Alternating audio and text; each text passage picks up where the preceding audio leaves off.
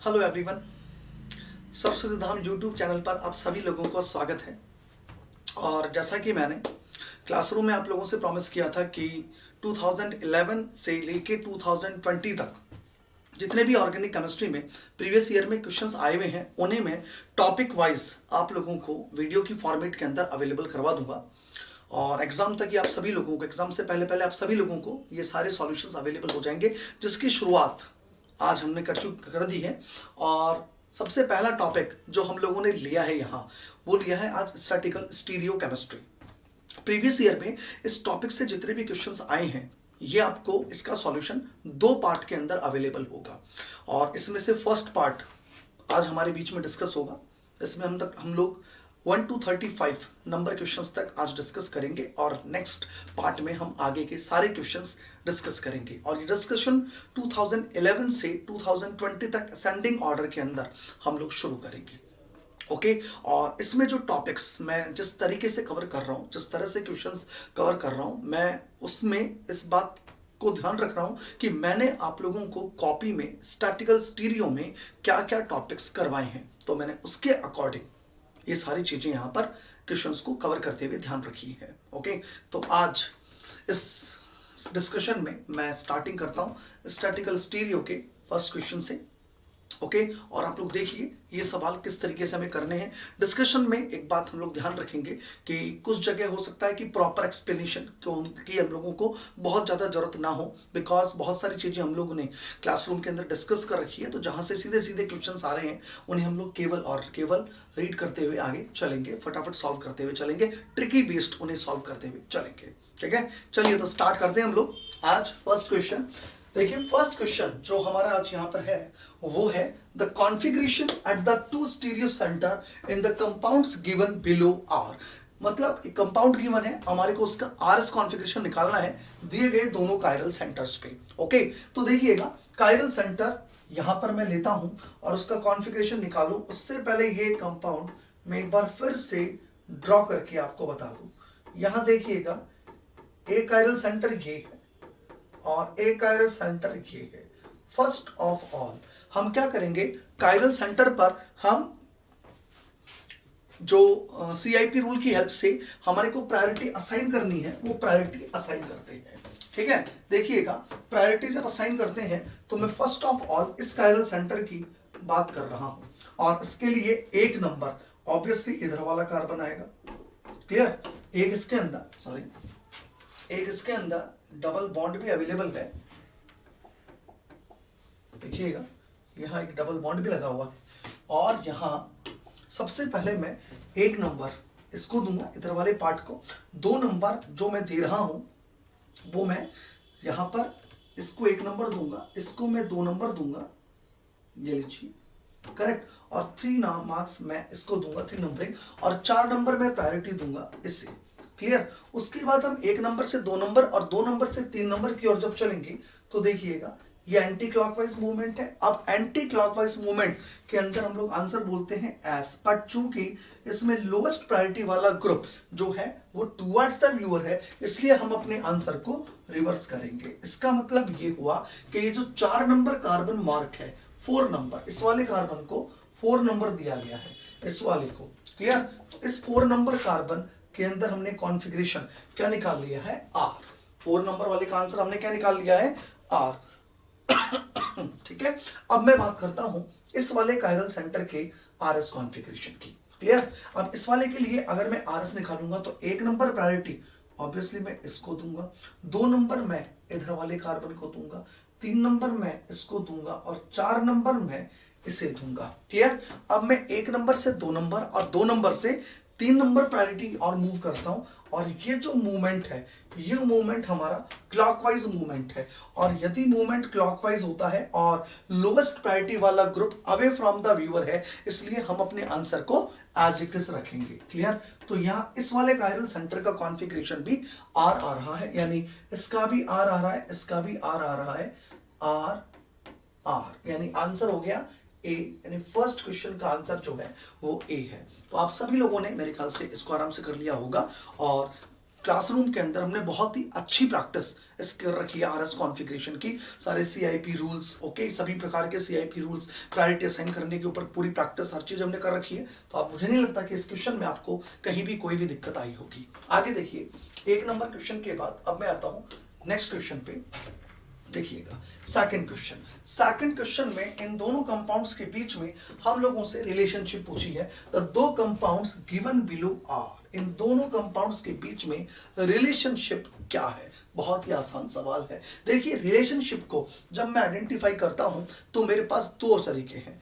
ये यहां पर मिथाइल है, ये लीजिए, ये मिथाइल है, करेक्ट। ये थोड़ा सा नीचे शिफ्ट हो गया, राइट। रिलेशनशिप निकालने के लिए मेरे को यहाँ पर 2 चीजें अवेलेबल हैं। या तो मैं आरएस कॉन्फ़िगरेशन से करूं या फिर मैं इमेजिनेशन पावर लगा दूं। तो अगर मैं इस मॉलिक्यूल को इस तरह से रोटेट कर दूं, ये लीजिए, ये लीजिए, अगर मैं इस मॉलिक्यूल को इस तरह से रोटेट करूं, ऐसे देखो, इस तरीके से, ओके, तो ये मुझे सेम वही कंपाउंड नजर आता है। इसका मतलब ये हो गया इसका मतलब ये हो गया कि सेकंड कंपाउंड के अंदर, है ना, जब मैं ये रोटेशन कर रहा हूं, ये लीजिए, तो वापस से ये सेम ऐसा कैसा कंपाउंड नजर आ रहा है। तो हम कहेंगे ये दोनों कंपाउंड आपस में क्या है?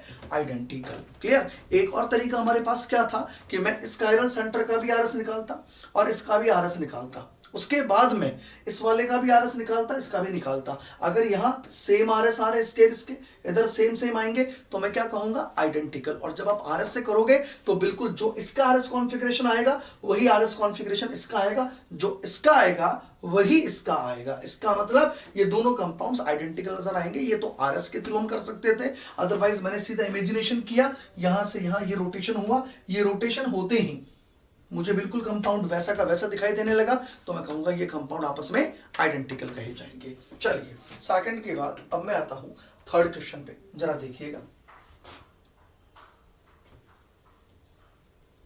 देखिए थर्ड क्वेश्चन, देखो थर्ड क्वेश्चन की जो थ्योरी है वो हमने क्लासरूम के अंदर डिस्कस करी है कि कार्बोनिल कंपाउंड्स को प्रोटेक्ट करने के लिए हम 1,2-डाइऑल काम में ले सकते हैं, हम 1,3-डाइऑल काम में ले सकते हैं। जब हम 1,2-डाइऑल और 1,3-डाइऑल काम में लेते हैं, जब भी कभी हम कार्बोनाइल्स को प्रोटेक्ट करने के लिए 1,2-डाइऑल काम में लेते हैं, ये लीजिए, और 1,3-डाइऑल काम में लेते हैं, तो हम लोग ये प्रोसेस एसिडिक मीडियम के अंदर करवाते हैं।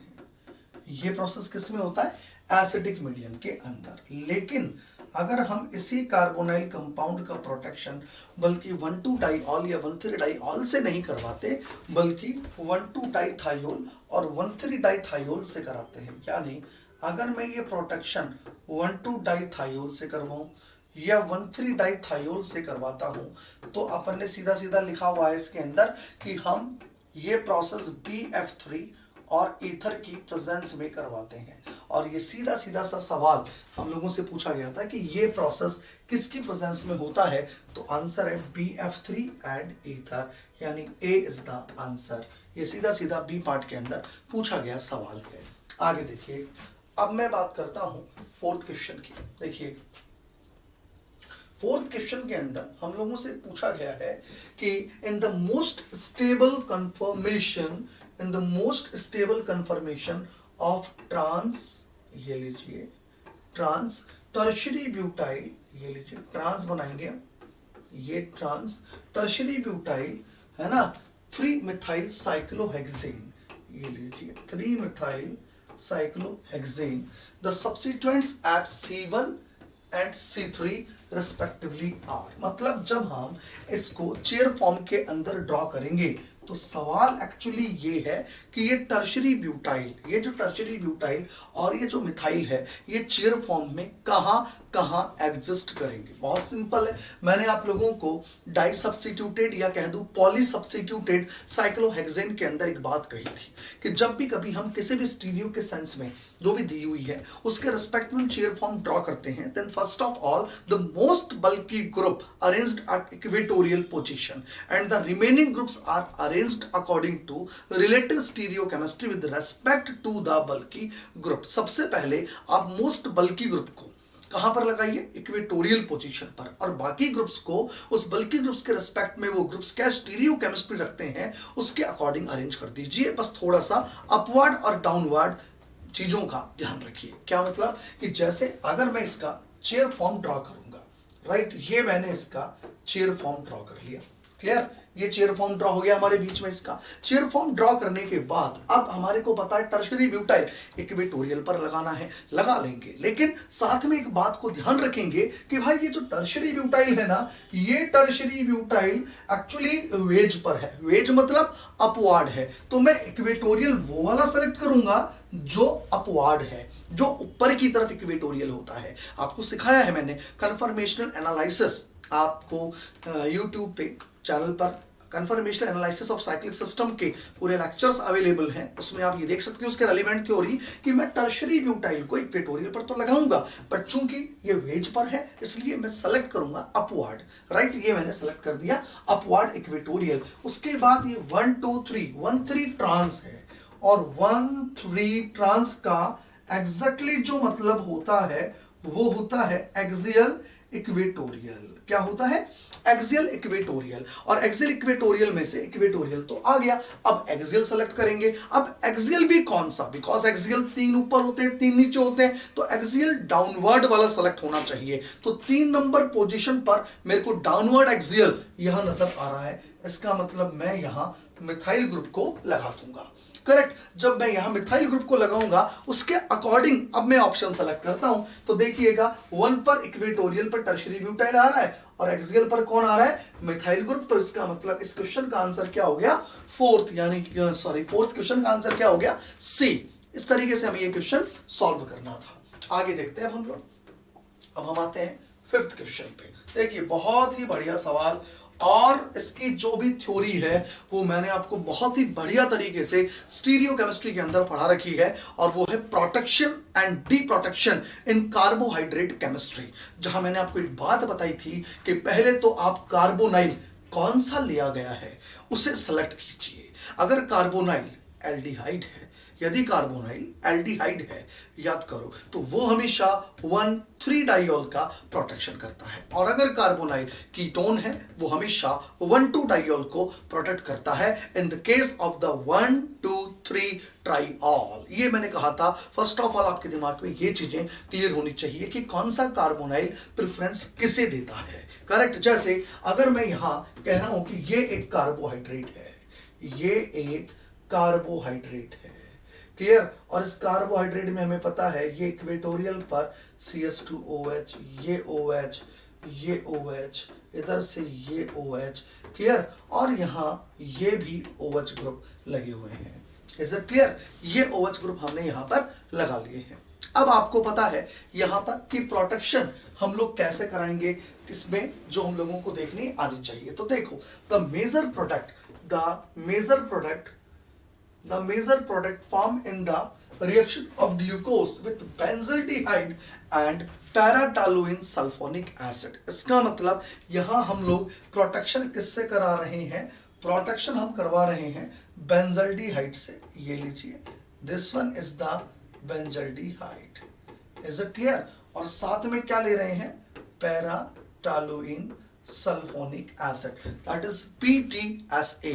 in the presence of para-toluene sulfonic acid, right, हम बेंजल्डिहाइड से प्रोटेक्शन करवा रहे हैं। तो भाई कॉपी में क्या सिखाया है कॉपी के अंदर कि यदि क्या सिखाया मैंने आपको क्लासरूम में कि अगर हम यहाँ कार्बोनाइल क्या लेते? कीटोन। तो कीटोन 1,2 डाइऑल का प्रोटेक्शन करता है। अब 1,2 डाइऑल वो किसका लेगा? वो 1,2 डाइऑल पायरिनोज रिंग का लेगा या फ्यूरिनोज रिंग का लेगा? ये डिपेंड करता है एक्चुअली ग्लूकोज का एनोमेरिक कार्बन एटम कैसा है, क्या है, क्लियर। तो चूंकि यहाँ सीधा सा मैं ये कह दूं एल्डिहाइड है, तो प्रोटेक्शन 1,3 डाइऑल का कराना है, 1,3 डाइऑल का हमें प्रोटेक्शन कराना है। ये बिल्कुल दिमाग में सेट कर लेना। एल्डिहाइड 1,3 डाइऑल का प्रोटेक्शन करते हैं, कीटोन्स 1,2 डाइऑल का प्रोटेक्शन करते हैं। क्यों? पूरा एक्सप्लेन आपको कर रखा है, आप उस लेक्चर में ये चीज एक्सप्लेनेशन देख सकते हैं। ओके, अच्छा, अब 1,3 डाइऑल और 1,2 डाइऑल के अंदर अगर मैं बात करूं तो 1,3 डाइऑल यहां अगर प्रोटेक्ट कर रहा है तो ये ऑप्शन कट चुका है, ये ऑप्शन रुका है, ये ऑप्शन भी कट चुका है, करेक्ट, बिकॉज यहाँ 1,2 डाइऑल है और ये भी कट चुका है, ये भी 1,2 डाइऑल है। तो क्या बच गया यार, केवल और केवल ये डी ऑप्शन बच गया, 1,3 डाइऑल का प्रोटेक्शन हो जाएगा यहाँ पे। बहुत ही सिंपल सा क्वेश्चन था, ठीक है, जिसकी रेलेवेंट थ्योरी मैंने बहुत ही जबरदस्त तरीके से आप लोगों को समझा रखी है, राइट। जिसके अंदर हमने कहा था कि साइक्लो जो भी हम पायरेनोज रिंग बनाते हैं, इस पायरेनोज रिंग की हम चेयर फॉर्म का एनोमेरिक कार्बन पर हमेशा नजर रखते हैं कि वो एनोमेरिक कार्बन अगर OH जो लगा हुआ है वो OH की फॉर्म में नहीं है, बल्कि वो हेमी एसीटेल की फॉर्म है, OR, OMe, OSE एटसेट्रा, तो इसका मतलब हमारे को प्रसाद गिवन है। याद करो मैंने क्या बताया था, हमें प्रसाद गिवन है, क्लियर। और अगर एनोमेरिक कार्बन पे लगा हुआ OH फ्री है, अगर वो फ्री है तो इसका मतलब फिर हमें पूरा मेनू कार्ड दिया हुआ है। मेनू कार्ड का मतलब क्या हुआ, हाँ, इसका मतलब मैं एसाइक्लिक फॉर्म, पायरेनोज रिंग की अल्फा और बीटा, और फ्यूरिनोज रिंग में भी अल्फा और बीटा, मैं इन सब को इक्विलिब्रियम के अंदर लेता हूं और फिर मुझे इनमें से जो फॉर्म सेलेक्ट करनी होती है उसको मैं ले लेता हूं। किसको लेता हूं मैं इनमें से, उसे जिसको लेने पर मुझे ज्यादा से ज्यादा नंबर ऑफ प्रोटेक्शन मिलते हैं। ऐसा भी अभी हमारे डिस्कशन के अंदर आएगा आने वाली क्लासेस के अंदर कि कब हमें प्रसाद लेना है और कब हमें मेनू कार्ड लेना है। आई मेरी बात समझ में, यहां मेनू कार्ड हम लेना था बिकॉज यहां ऐसा कुछ दिया हुआ ही नहीं है, यहां तो सीधा सीधा सा ये कहा गया है कि यहां ग्लूकोज का प्रोटेक्शन कराना है। अब जब सीधा सीधा ग्लूकोज ही बोला है तो दैट मीन्स ये हम पे डिपेंड करता है कि हमें ग्लूकोज का एसाइक्लिक फॉर्म लेना है या हमें ग्लूकोज का पायरेनोज रिंग लेना है या हमें फ्यूरिनोज रिंग लेना है। और जब भी कभी हम बेंजल्डिहाइड से प्रोटेक्शन करवाते हैं, एल्डिहाइड से प्रोटेक्शन करवाते हैं, तो हम पायरेनोज रिंग को ही काम में लेते हैं और 1,3 डाइऑल से प्रोटेक्शन कराते हुए, 1,3 डाइऑल का प्रोटेक्शन कराते हुए इस पीएच को इक्वेटोरियल पोजीशन के अंदर रखते हैं। क्लियर। चलिए अब मैं आता हूं नेक्स्ट क्वेश्चन पर। देखिए नेक्स्ट क्वेश्चन है 6 नंबर। देखिए कुछ भी नहीं है सवाल के अंदर, इस क्वेश्चन में हमें दिया गया है the gauche interactions values for methyl methyl, methyl bromine and bromine bromine are 3.3, 0.8 and 3.0 kilojoule per mole respectively, then among the following the most stable conformation of 2,3-dibromobutane। Correct, बहुत सिंपल है। जब आपको ये गॉसियन रिपल्शन की values दे दे तो आप 3D वो वाली सेलेक्ट करोगे जहां ये रिपल्शन एनर्जी कम से कम होती है, मतलब जहां रिपल्शन से सिस्टम की एनर्जी कम से कम इंक्रीज होती है, आप वो वाला कन्फर्मर सेलेक्ट करोगे यहां पर। तो इधर देखिएगा मिथाइल मिथाइल और ब्रोमीन ब्रोमीन, ये रिपल्शन सबसे ज्यादा एनर्जी के हैं, तो मतलब मिथाइल मिथाइल और ब्रोमीन ब्रोमीन को तो हम जितना दूर हो सके रखेंगे, ये ध्यान रखना। यहां देखो मिथाइल मिथाइल, ब्रोमीन ब्रोमीन, ये तो गॉसे है, यहां तो पास पास और आगे हटाओ, इसका तो नाम मत लेना तुम लोग, इसका तो नाम ही मत लेना, जिक्र ही मत करना इसका तो। उसके बाद बी की बात देख करते हैं बात। देखो MEVR रिपल्शन केवल और केवल कितना 0.8, MEVR 0.8, ये आंसर हो सकता है बिकॉज इससे केवल 1.6 किलोजूल पर मोल अमाउंट ऑफ एनर्जी बढ़ेगी। अगर मैं इसकी बात करूंगा ना तो इससे तो 6.3 किलोजूल पर मोल अमाउंट ऑफ एनर्जी बढ़ रही है। यहां देखिएगा, यहां पर अगर मैं बात करूंगा, यहां अगर मैं बात करूंगा तो MEME और ये BR यहां वापस से वही गॉसे गॉसे इंटरेक्शन, यहाँ तो MEME भी बढ़ रही है, BR भी बढ़ रही है, MEBR भी बढ़ रही है, मतलब 0.8 और प्लस कर दो इसमें तो 7.1 हो गया भैया यहाँ तो।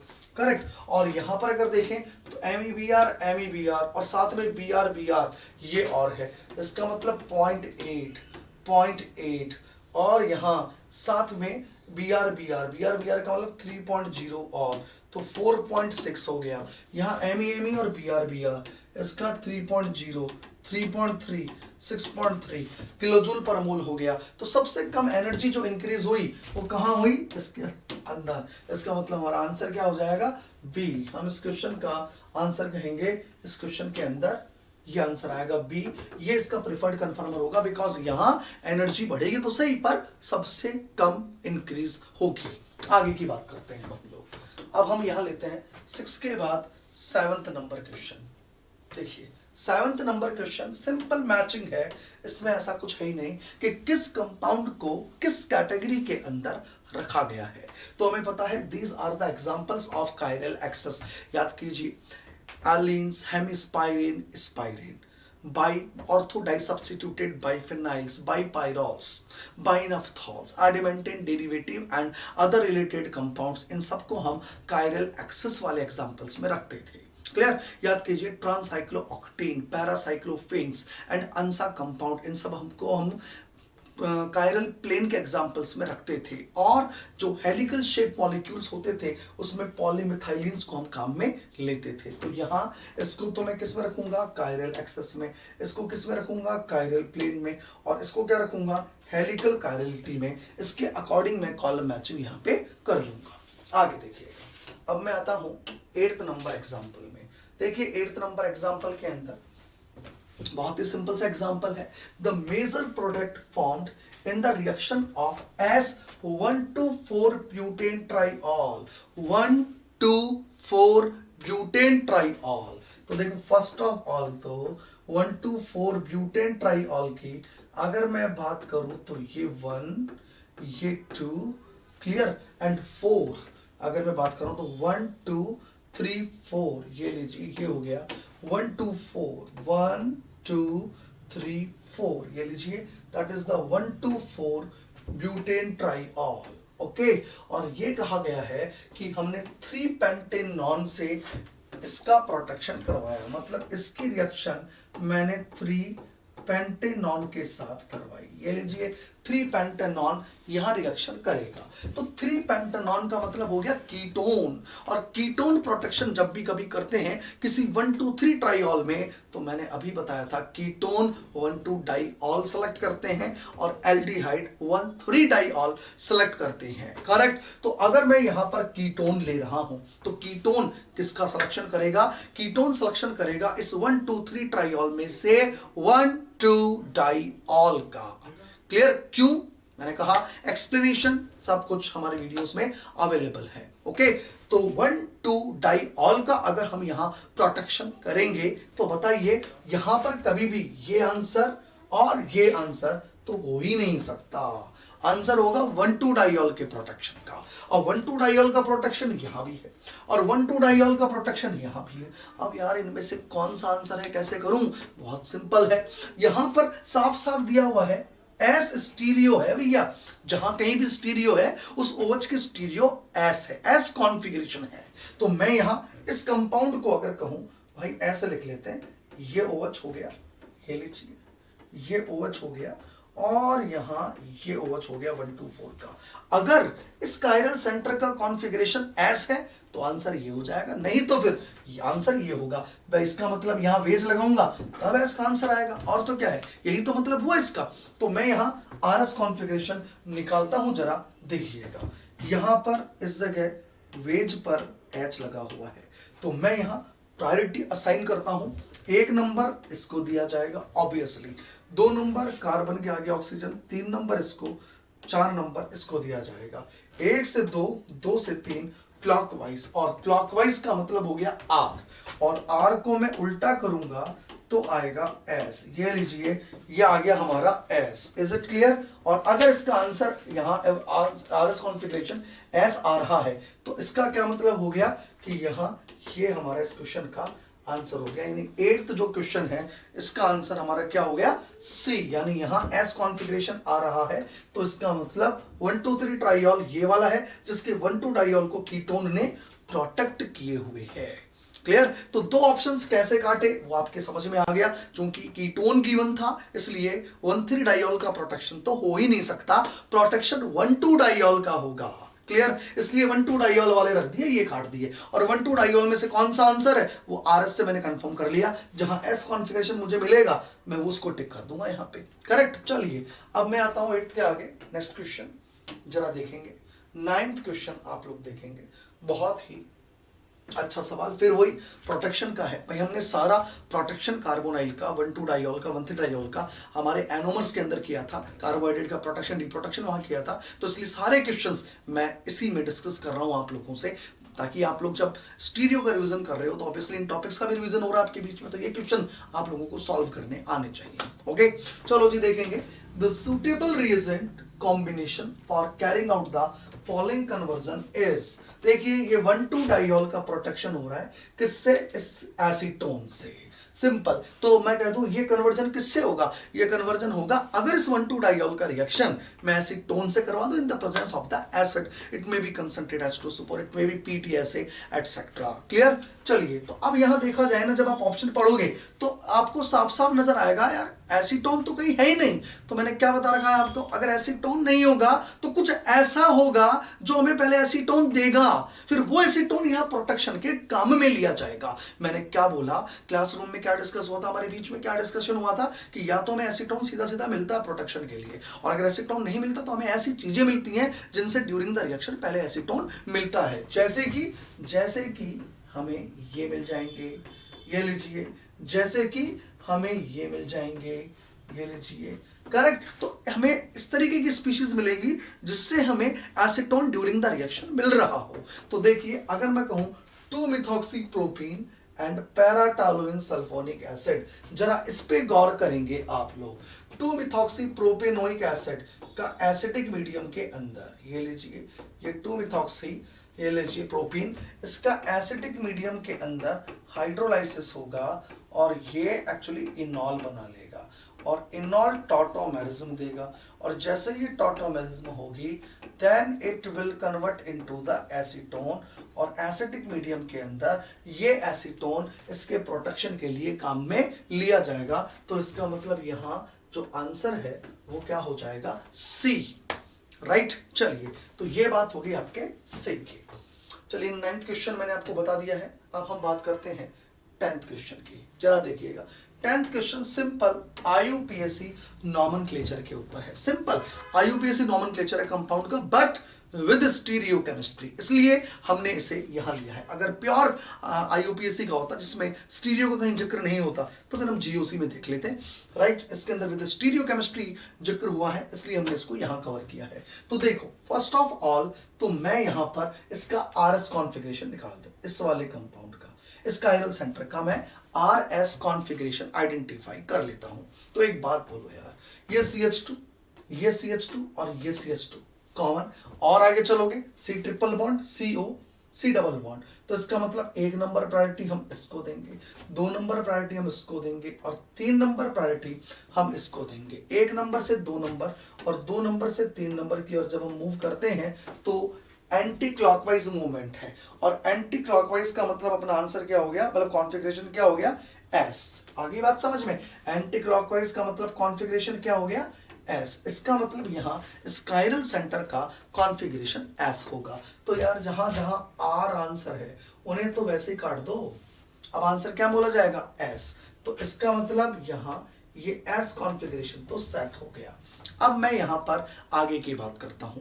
अब आगे अगर मुझे IUPAC नेम लिखना है ना इसका, तो मुझे प्रिंसिपल चेन तो सेलेक्ट करनी पड़ेगी ना। तो प्रिंसिपल चेन में क्या सेलेक्ट करूंगा वो देखते हैं, जिसमें प्रिंसिपल फंक्शनल ग्रुप को लेते हुए मैं maximum number of carbon atom ले सकता हूं। तो मैक्सिमम नंबर इधर भी, इधर देखो उतने ही आ रहे हैं और इसमें भी उतने ही आ रहे हैं। अब मैं क्या करूं, तो मैं प्रिंसिपल चेन में एल्कीन को लूं या एल्काइन को लूं। तो ध्यान रखना, एल्कीन का स्टैम्प EN होता है, सफिक्स क्या होता है, ENE, और अल्काइन का क्या होता है, YNE। अगर अल्फाबेटिकली ऑर्डर में देखें then E comes first in alphabetically order then Y। E और Y में से अल्फाबेटिकली ऑर्डर में पहले कौन आता है, पहले E आता है, इसलिए हमारे प्रिंसिपल चेन के अंदर ये वाला पोर्शन सिलेक्ट किया जाएगा। ये लीजिए, this one is the principal chain, और अगर ये प्रिंसिपल चेन है तो अब मैं यहाँ इसको 1 नंबर दूंगा, इसको 2 नंबर दूंगा, इसको 3 नंबर दूंगा, ये 4 हो गया, ये 5 हो गया और ये 6 हो गया। अब 3 नंबर में रेडिकल लगा हुआ है, अब इस रेडिकल का नाम क्या है, तो देखो रेडिकल का नाम हो गया एस, बिल्कुल सही है। 3 नंबर में कौन लगी, प्रोपाइन, क्या लगी हुई है, प्रोपाइन, लेकिन प्रोपाइन रेडिकल बन चुका है, अब ये रेडिकल फॉर्म में हो गया। जैसे अरे यहाँ एमी होता तो मिथाइल, यहां पर CH डबल बॉन्ड CH2 होता तो विनाइल, विनाइल को इथिनिल भी कहते हैं हम लोग। वैसे अगर यहां पर ये ग्रुप लगा है तो दैट इज द प्रोपाइन, के मतलब प्रोपाइनिल, क्या हो गया, प्रोपाइनल।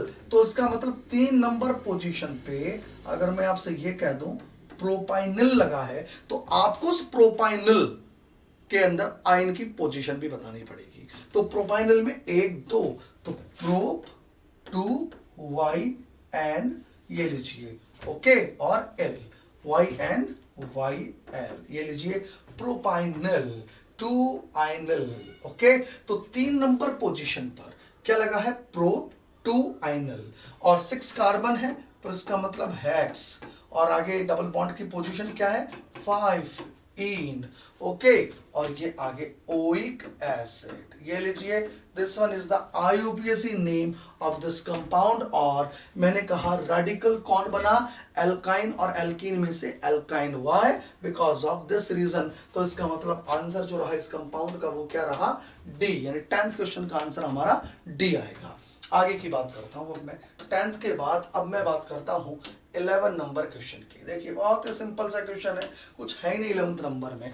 Among 1 and 3rd the compounds which can exhibit optical activity, इनमें से ऑप्टिकल एक्टिविटी कौन एग्जिबिट करेगा।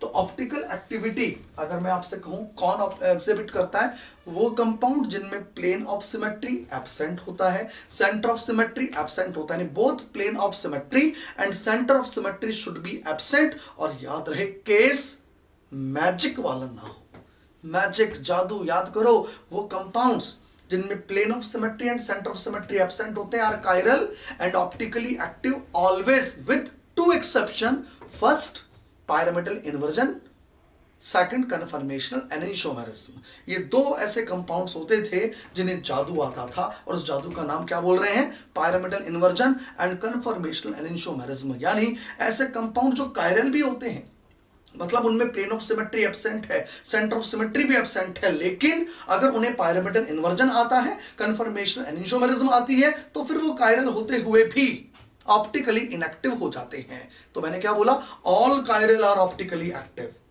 All chiral are optically active. बस वो कायरल उन 2 चीजों से बिलोंग ना करे, कन्फर्मेशनल एनिशोमर्स और पायरामिडल इन्वर्जन। तो देखिए पहली चीज, पॉजिटिव चार्ज है नाइट्रोजन पर यार, चारों ग्रुप्स अलग अलग है, पीएच, बेंजाइल, एमी, विनाइल, और पॉजिटिव चार्ज नाइट्रोजन का मतलब 4 वैलेंसी, लोन पेयर है ही नहीं, तो पायरामिडल इन्वर्जन का केस नहीं है, ये कायरल के साथ साथ ऑप्टिकली एक्टिव कहा जाएगा। क्लियर। अगर मैं इस कंपाउंड की बात करूं यार, ये OH है, यहाँ पे ध्यान रखना, थोड़े फॉन्ट शिफ्ट हो गए। क्लियर। देखिए यहां पर ये OH ग्रुप है, अब अगर ये OH ग्रुप है, राइट, ये OH ग्रुप है, और यहां भी CH2OH और ये ट्रांसॉइड, तो जब आप इसे सॉइड में कन्वर्ट करेंगे ना, ये लीजिए, तो ये CH2OH बिल्कुल ऐसे ही है, ये वेज पर OH है, और यहां से अगर ये CH2OH रोटेट होके नीचे आएगा तो ये OH आपका वेज पर चला जाएगा। तो देखिए भाई, ये तो मीजो कंपाउंड बन गया यार, there is a plane of symmetry with 2 chiral centre, तो ये आपका ऑप्टिकली एक्टिव नहीं है। उसके बाद अगर मैं इसकी बात करूं, सल्फॉक्साइड, यस ये कायरल भी है, ऑप्टिकली एक्टिव भी है। सल्फर, इसका मतलब क्या है यार, इसका मतलब है S double bond O ethyl, और ये PH और साथ में एक लोन पेयर। तो इस कंपाउंड का में सल्फर का हाइब्रिडाइजेशन sp3 है, और एक्चुअली ये पायरामिडल शेप रख रहा है, ये लीजिए, that is double bond O और ये PH। इस कंपाउंड में किसी भी प्रकार का कोई प्लेन ऑफ सिमेट्री नहीं है, ना ही कोई सेंटर ऑफ सिमेट्री है, तो ये कंपाउंड एक्चुअली कायरल है। और अगर ये कायरल है तो ऑप्टिकली एक्टिव भी है, बिकॉज ये केस ना तो पायरामिडल इन्वर्जन का है और ना ही ये केस किसी कन्फर्मेशनल एनिशोमेरिज्म का है। इसका मतलब ये भी कायरल के साथ साथ ऑप्टिकली एक्टिव है। तो फर्स्ट एंड थर्ड, और फर्स्ट एंड थर्ड यहां पर ऑप्शन कहां है, ये लीजिए सी ऑप्शन। तो यहां आंसर हमारा हो गया सी, ये लीजिए, ये हमने 11th नंबर क्वेश्चन भी सॉल्व कर लिया है। आगे की बात करते हैं हम लोग, देखिएगा 12 नंबर क्वेश्चन। देखो 12 नंबर क्वेश्चन सिंपल न्यूमेरिकल है, और ये न्यूमेरिकल हमने क्लास के अंदर किया है सॉल्व। एक बार और मैं आपको करके बताता हूं। हमें कहा गया है an optically active compound enriched with R enantiomer having 60% enantiomeric excess. Clear. एक ऑप्टिकली एक्टिव कंपाउंड है, ये लीजिए, ये लीजिए, ये लीजिए, ये एक ऑप्टिकली एक्टिव कंपाउंड है। बहुत अच्छी बात, ये ऑप्टिकली एक्टिव कंपाउंड है जिसमें एनेंशियोमेरिक एक्सेस जो है वो कितना दे रखा है, 60%, एनरिच्ड विद 60% एनेंशियोमेरिक एक्सेस। और एनेंशियोमेरिक एक्सेस किसका है, आर एनेंटियोमर का, ये लीजिए इसके अंदर एनेंटियोमेरिक एक्सिस आर की है, क्लियर। और इसका स्पेसिफिक रोटेशन, इस मिक्सचर का स्पेसिफिक रोटेशन कितना है, 90 डिग्री प्लस का। अगर प्लस का 90 डिग्री है, इसका मतलब क्या हुआ कि आर एनेंटियोमर जो है ये डेक्स्ट्रो रोटेटरी है। ये क्लियर कर लिया भैया, बिकॉज जिस मिक्सचर में आर एक्सिस में है वो मिक्सचर खुद डेक्स्ट्रो रोटेटरी है, और अगर वो खुद डेक्स्ट्रो रोटेटरी है तो इसका मतलब आर डेक्स्ट्रो रोटेटरी नेचर रखता है। इस बात को आप लोग ध्यान रखिएगा। क्या ध्यान रखना है, इसकी नेचर कैसी है, डेक्स्ट्रो रोटेटरी। क्लियर है, चलिए। और यदि आर डेक्स्ट्रो है तो इसका मतलब एस क्या हो जाएगा, लीवो रोटेटरी। सबसे पहले हमने इस सवाल से ये चीज समझी कि एक डेक्स्ट्रो है और एक लीवो रोटेटरी है। क्लियर, आगे की बात अब मैं आपसे डिस्कस करता हूं, जरा देखेंगे आप लोग।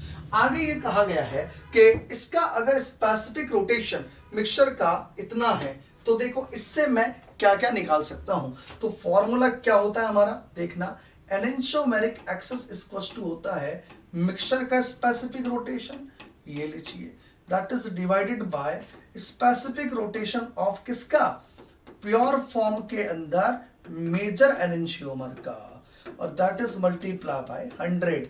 आप अगर मैं आपसे ये कहूं कि भाई इस मिक्सचर के अंदर एनेंटियोमेरिक एक्सिस कितना है 60%, और मिक्सचर का स्पेसिफिक रोटेशन कितना है 90। अब प्योर कौन, मेजर कौन है आर, और अगर आर प्योर फॉर्म में होगा तो इसका कितना होगा, यही तो हमें निकालना है। तो जब आप इसे सॉल्व करेंगे तो क्या आएगा, देखो specific rotation of pure R equals to आएगा 90/60 इंटू 100। जब आप इसे सॉल्व करेंगे, ये 2, ये 3, ये कटा 50 आया, 3 से मल्टीप्लाई हुआ, दैट इज 150 डिग्री प्लस में।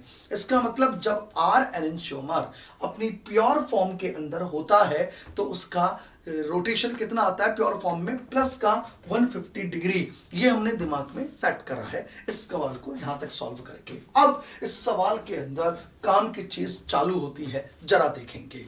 ये कहा गया है if the specific rotation value of the sample, मतलब कोई दूसरा सैंपल है बट इसी कंपाउंड का, क्या है, if the specific rotation value of the sample is this, यानी किसी एक और सैंपल का स्पेसिफिक रोटेशन ये है। अरे देखो ये एक और सैंपल है, राइट, और इसके अंदर स्पेसिफिक रोटेशन जो है इस सैंपल का वो माइनस का 135 डिग्री है। तो आपको बताना है यार कि इसके अंदर आर और एस का रेशो क्या होगा।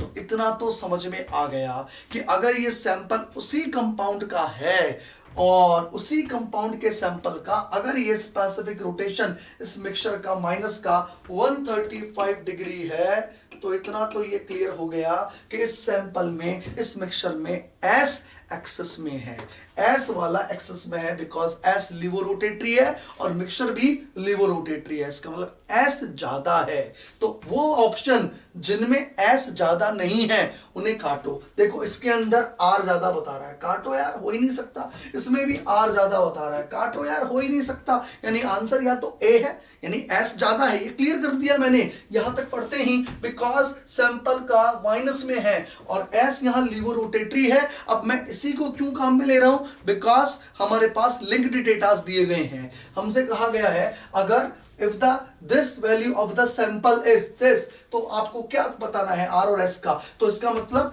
उसी कंपाउंड का एक नया सैंपल लिया गया है जिसमें आर और एस का अमाउंट अलग अलग कर दिया गया है। क्लियर। तो यहां इसका अगर मिक्सचर का स्पेसिफिक रोटेशन इतना है तो आर और एस का रेशो क्या होगा, ये मैं निकाल के बताता हूं। इतना तो हम लोग समझते हैं कि यदि मुझे आर और एस का रेशो निकालना है तो पहले मैं सैंपल का एनेंटियोमेरिक एक्सिस तो निकालूं। पहले मुझे ये तो पता चले आर या एस में से जो एस ज्यादा है वो एस कितना ज्यादा है, तो मुझे अपने आप ये पता लग जाएगा आर कितना है और एस कितना है, तो उससे फिर मैं रेशो भी आइडेंटिफाई कर लूंगा। तो हमारा फॉर्मूला होता है एनेंटियोमेरिक एक्सिस इक्वल्स टू क्या रहता है, मिक्सचर का स्पेसिफिक रोटेशन, ये लीजिए, और किसका, प्योर फॉर्म वाले का एक्सेस में, ये लीजिए स्पेसिफिक रोटेशन ऑफ प्योर, और एक्सेस में कौन है आपके एस, और दैट इज मल्टीप्लाई बाय 100। अब एनेंटियोमेरिक एक्सेस तो मुझे निकालना है, और वो किसका आएगा, एस का आएगा। मिक्सचर का कितना दे रखा है, माइनस का 135 आएगा। प्योर का कितना लोगे, 1 माइनस का 150, बिकॉज अगर R प्योर फॉर्म में होता है, यदि R प्योर फॉर्म में होता है तो यार यहां पर प्लस का 150 डिग्री आता है, और अगर R की जगह S प्योर फॉर्म में होगा तो फिर कितना आएगा, माइनस का 150 है। ये लीजिए दैट इज मल्टीप्लाई बाय 100। तो बताइए यहां एनेंटियोमेरिक एक्सेस S का कितना आएगा, ये लीजिए 15 9, ये 10, ये कट गया, और ये 90% एनेंटियोमेरिक एक्सेस आ गया। अब एक बात बताओ यार, एक बात बताओ, अगर एनेंटियोमेरिक एक्सेस 90% है एस का, तो बताइए आर और एस कितने कितने आएंगे। बहुत सिंपल है, बहुत ही सिंपल है। यदि एनेंटियोमेरिक एक्सेस आपका 90% है तो आर और एस कितने कितने आएंगे।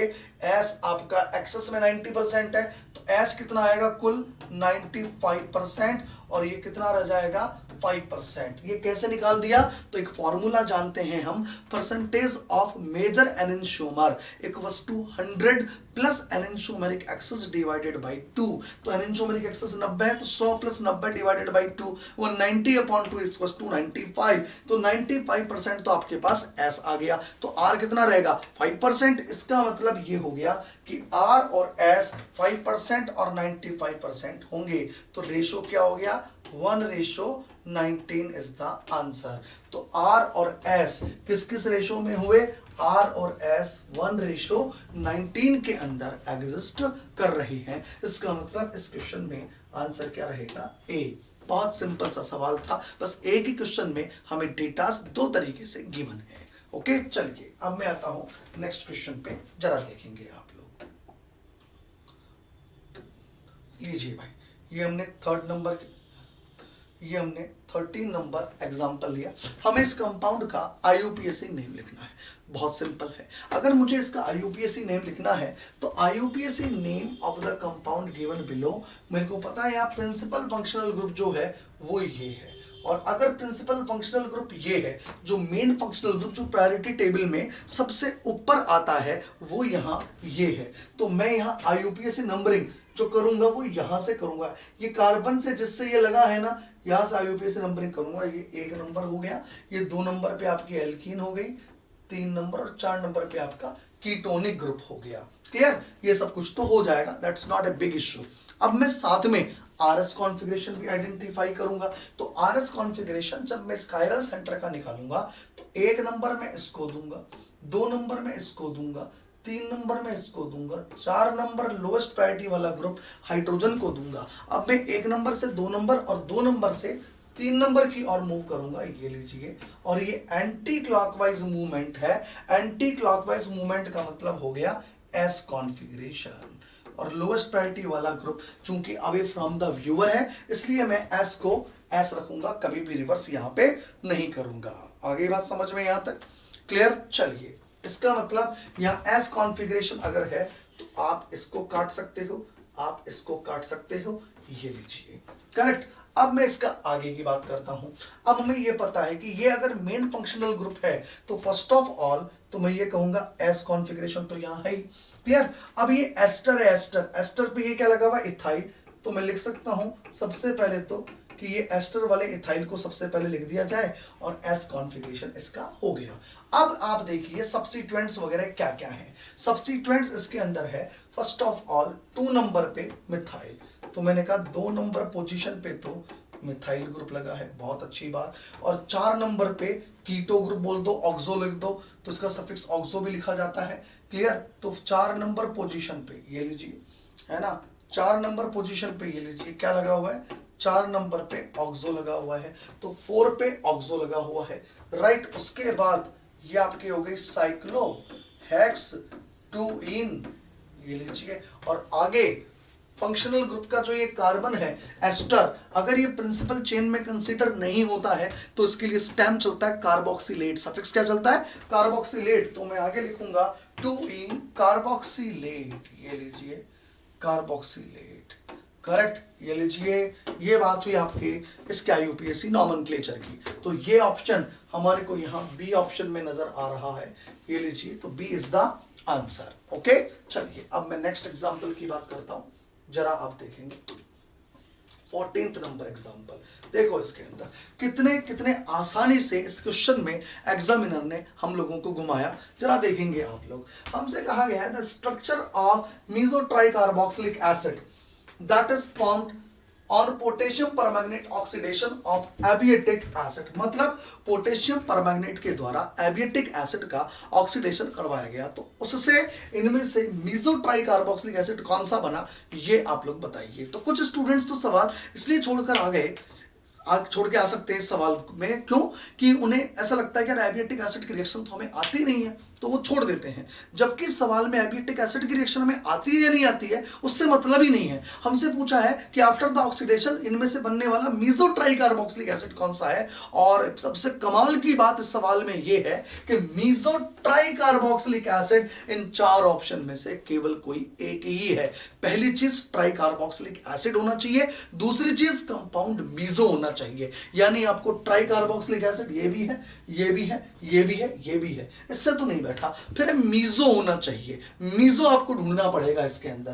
क्या ये मीजो ट्राइकार्बोक्सिलिक एसिड? हम कहेंगे नहीं, इधर COH इधर CH2OH है, तो आपका प्लेन लग ही नहीं सकता। अब मैं आता हूं, क्या यहां मीजो बन सकता है? तो आप कहोगे यस, यहां मीजो बन सकता है। अगर मैं कह दूं ये एक कायरल सेंटर है, आप कहोगे ये भी एक कायरल सेंटर है, कम से कम 2 chiral centre and plane of symmetry. अगर आप यहां से एक प्लेन लगाओगे तो ये हाफ हाफ कट जाएगा, तो आप कहोगे यस ये एक मीजो ट्राइकार्बोक्सिलिक एसिड है। बाकी प्लेन ना इसमें लग रहा है ना इसमें लग रहा है। मीजो का मतलब क्या बताया था? कम से कम 2 chiral centre and plane of symmetry should be present, then the compound is called meso. तो यहां meso tricarboxylic acid after the oxidation by potassium permanganate with abietic acid हमें ये प्रोडक्ट ऑब्टेन होगा। तो यहां कहीं भी देखा आपने एबिएटिक एसिड की रिएक्शन की जरूरत ही नहीं हम लोगों को, बिकॉज एबिएटिक एसिड से बनने वाला जो मीजो ट्राइकार्बोक्सिलिक एसिड है एक्चुअली इन 4 ऑप्शन में से हमें वो मीजो ट्राइकार्बोक्सिलिक एसिड केवल एक ही ऑप्शन में दे रखा है। ओके, चलिए आगे देखिएगा। आफ्टर द 14th नंबर अब मैं बात करता हूं यहां 15th नंबर एग्जांपल की। देखिए 15th नंबर एग्जांपल में हमें दिया गया है among the choices the correct statement for P found in the given reaction. मतलब इस इपॉक्साइड की रिंग ओपनिंग हमने इस न्यूक्लियोफाइल के साथ करवाई, तो आपको यह बताना है कि इस रिंग ओपनिंग के दौरान बनने वाले प्रोडक्ट क्या होंगे। बहुत सिंपल है, बहुत सिंपल है। मैं सबसे पहले इसको R2NH कह देता हूं भाई, इसका नाम मैं क्या दे देता हूं, दैट इज R2NH, ये नाम दे देता हूं मैं इसको। ओके, अब मैं यहां इपॉक्साइड लिख देता हूं भैया। पहले तो ये लीजिए, मैंने ये इपॉक्साइड लिख दिया है। करेक्ट, जैसे ही मैंने ये इपॉक्साइड लिखा, ये लीजिए ये टर्शियरी ब्यूटाइल लिख दिया मैंने, जरा समझना। ये लीजिए, अब मैं आपसे ये कह रहा हूं यार कि इस इपॉक्साइड की रिंग ओपनिंग जब आप इस R2NH से करवाएंगे तो ये रिंग ओपनिंग आप इधर से भी करा सकते हो, ये रिंग ओपनिंग आप इधर से भी करा सकते हो। दोनों में से किसी भी तरफ से आप रिंग ओपनिंग करवा सकते हैं।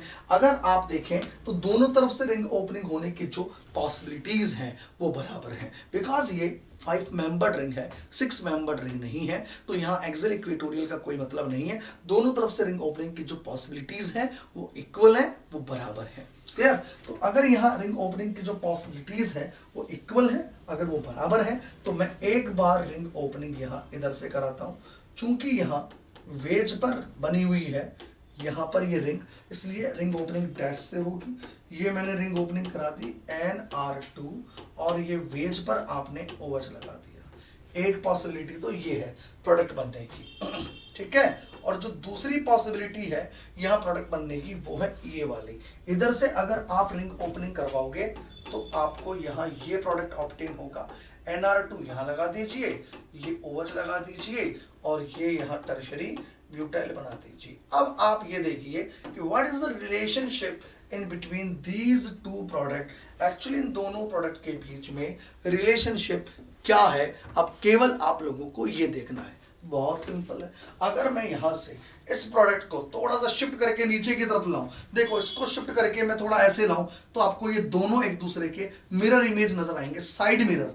अगर मैं इसको भाई इधर लेकर आऊं ना, यहां बनाऊं, तो आपको ये साइड मिरर नजर आएंगे ये कंपाउंड। क्लियर? और साइड मिरर का मतलब एक दूसरे के मिरर इमेज आइसोमर, लेकिन ये कभी भी एक दूसरे के ऊपर सुपर इंपोज नहीं हो सकते हैं क्योंकि इस कंपाउंड में कोई प्लेन ऑफ सिमेट्री नहीं है। तो कोई कंपाउंड एक दूसरे के ऊपर सुपर इंपोज होगा या नहीं होगा, इसके लिए आप क्या करते हो, आप ये चेक करते हो कि अगर दिए गए कंपाउंड में plane of symmetry and centre of symmetry, ये दो चीजें अगर एब्सेंट है तो फिर इसका मतलब कंपाउंड अपनी मिरर इमेज के ऊपर सुपर इंपोज नहीं होगा। तो ये दोनों कंपाउंड एक दूसरे के मिरर इमेज तो हैं but not superimposable, that means these are pair of enantiomer, जो कि दोनों इस वक्त रिएक्शन में बराबर अमाउंट के अंदर बन रहे हैं। तो आप कहोगे क्या ये पी एक सिंगल एनेंटियोमर बन रहा है? ना जी, सवाल ही नहीं होता। सिंगल एनेंटियोमर ये बन ही नहीं रहा, दो एनेंटियोमर बन रहे हैं यहाँ पे। पी इज अ रासायनिक मिक्सचर, यस, बी ऑप्शन सही है। ये एक्चुअली एक रासायनिक मिक्सचर है इन दोनों कंपाउंड्स का। क्लियर? फिर है P is mixture of two diastereomer, गलत बात। डायस्टीरियोमर कहां बन रहा है? यहां तो पेयर ऑफ एनेंटियोमर बन रहा है, ये भी हटाओ। P is mixture of two epimer, epimer नहीं है भैया, यहां फालतू की बात करी जा रही है। तो आंसर क्या हो जाएगा? बी। बी का मतलब हो गया P इज अ रासायनिक मिक्सचर, एक्चुअली ये इन दोनों कंपाउंड्स का रासायनिक मिक्सचर है। करेक्ट? चलिए नेक्स्ट क्वेश्चन पे आते हैं। कह लीजिए 16th number example. 16th number example के अंदर अगर आप देखें तो फिर से हमारे को यहाँ RS कॉन्फ़िगरेशन पूछा गया है। तो अगर देखें तो ये लगभग वही जो पहला सवाल था बिल्कुल वैसा ही है, बस मल्टीपल बॉन्ड्स वगैरह इसके अंदर नहीं लगे हुए हैं। कोई बात नहीं, कोई बात नहीं, मैं इसका RS कॉन्फ़िगरेशन निकालता हूँ। पहले मैं यहाँ इस कंपाउंड को ड्रॉ कर लूँ। ये लीजिए, एक्चुअली यहाँ पर जो H है वो वेज पर माना जाएगा और यहाँ जो मिथाइल है वो डैश पे माना जाएगा और ये कार्बोनाइल हो गया।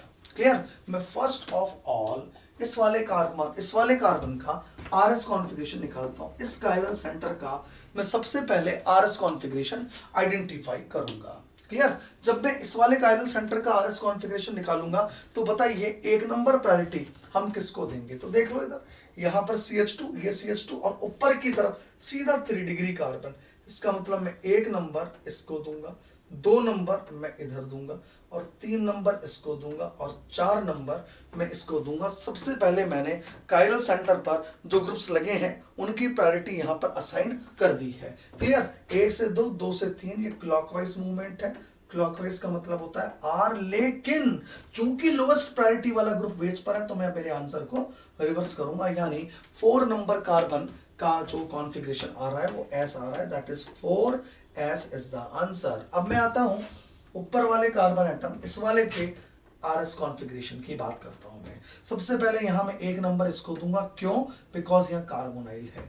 2 नंबर मैं इसको दूंगा, 3 नंबर मैं इसको दूंगा और 4 number away from the viewer जो मिथाइल है इसको दूंगा। अब मैं 1 नंबर से 2 नंबर और 2 नंबर से 3 नंबर की ओर मूव कर रहा हूं और ये देखो 1 नंबर से 2 नंबर और 2 नंबर से 3 number movement anti clockwise movement actually. और एंटी क्लॉकवाइज अगर ये मूवमेंट है ना तो इसका मतलब कॉन्फ़िगरेशन क्या हो गया? एस, यानी 1 नंबर पे एस आएगा और 4 नंबर पे भी एस आ रहा है और ऐसा ऑप्शन हमारे को केवल और केवल डी में नजर आ रहा है। तो यानी 16th नंबर जो क्वेश्चन है इसका आंसर हो गया डी। ओके, चलिए अब मैं बात करता हूं नेक्स्ट क्वेश्चन की, जरा देखेंगे 17th number. Simple theoretical question है भैया। The first person to separate रासायनिक mixture into individual enantiomers, इनमें से वो कौन सा साइंटिस्ट था जिसने ये काम किया था? तो that is the memory based question है भैया, जिसका आंसर है लुइस पास्चर। थ्योरी में हम लोग पढ़ते हैं कि जिसने पेयर ऑफ एनेंटियोमर को रासायनिक मिक्सचर को सेपरेट किया था first of all, that is called resolution.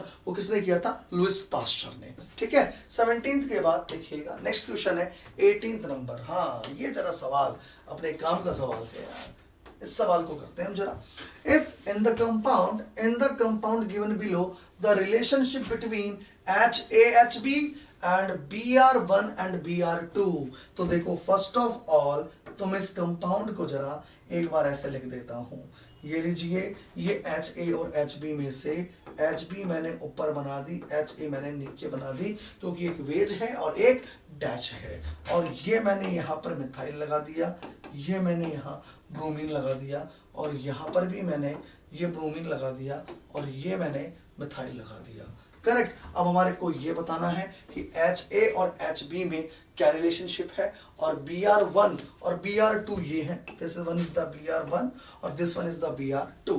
Okay, देखो फर्स्ट ऑफ ऑल तो मैं आपको ये समझा दूं हमने 3 मेंबर रिंग को अज्यूम कैसे किया है, हमने 3D में इसे देखा कैसे है। तो मैंने क्या बताया, 3 मेंबर रिंग को आप ऐसे देखो और ऐसे देखो, ये 3 मेंबर रिंग, कैसे, इस तरीके से 3 मेंबर रिंग को देखते हैं, और इन पर लगे हुए 3 ग्रुप्स को हम ऊपर मानते हैं और इन तीनों पे लगे हुए 3 ग्रुप्स को हम नीचे मानते हैं। क्लियर। तो मैं कह दूं HA और HB को तो मैं ऊपर नीचे मान लूं, यानी HB ऊपर है, HA नीचे है। क्लियर। और दोनों ME ऊपर है, दोनों BR नीचे हैं। अब मैंने आपको क्या बताया था, पहले पता करो होमोटॉपिक एंड हेटेरोटॉपिक, और अगर आपका आंसर हेटेरोटॉपिक आ गया तो फिर आगे मूव करो और चेक करो वेदर दीज आर एनिसोटॉपिक और डायस्टीरियोटॉपिक।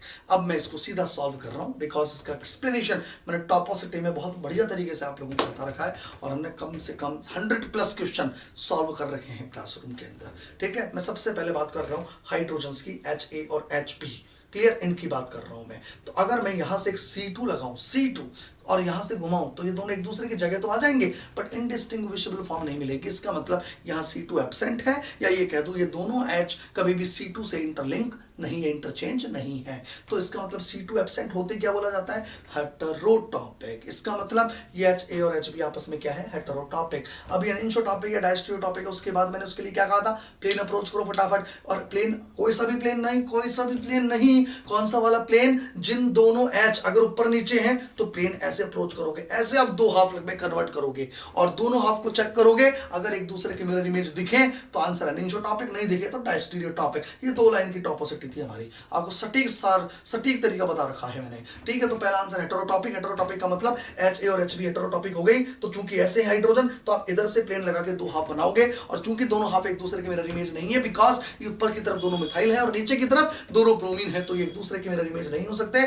तो इसका मतलब HA और HB आपस में क्या है, डायस्टीरियोटॉपिक। तो HA और HB डायस्टीरियोटॉपिक, तो आंसर या तो ये होगा HA और HB डायस्टीरियोटॉपिक, या आंसर ये होगा डायस्टीरियोटॉपिक। आपका ये आंसर नहीं हो सकता, ये आंसर नहीं हो सकता। क्लियर। अब मैं आगे की बात करता हूं, Br1 और Br2 क्या है, बहुत सिंपल है। Br1 और Br2 क्या है जरा देखेंगे, ये 3 मेंबर्ड रिंग, ये जो 3 मेंबर्ड रिंग है, इस 3 मेंबर्ड रिंग में ये दोनों मिथाइल है, ये दोनों ब्रोमीन है। फर्स्ट ऑफ ऑल C2 लगाओ भैया, तो C2 अगर आप इधर से लगाओगे और ये पलटोगे तो दोनों ब्रोमीन ऊपर आ जाएंगे, दोनों एमी नीचे आ जाएंगे। तो ये इसका मतलब C2 से एक दूसरे में इंटर कन्वर्टेबल नहीं है, क्योंकि मैंने कहा था C2 का मतलब जिन 2 ग्रुप्स के बीच में आपको रिलेशनशिप निकालनी हो, आपको मॉलिक्यूल पे 180 डिग्री से इस प्रकार से घुमाना होता है कि दोनों एक दूसरे की जगह आ जाए और पता भी ना लगे। तो हम कहते हैं C2 प्रेजेंट है, लेकिन यहाँ C2 प्रेजेंट नहीं है क्योंकि दोनों ब्रोमीन एक दूसरे की जगह नहीं आ रहे। शर्त क्या है, दोनों एक दूसरे की जगह भी आए और पता भी ना चले, यानी हम कहते हैं हाथ की सफाई।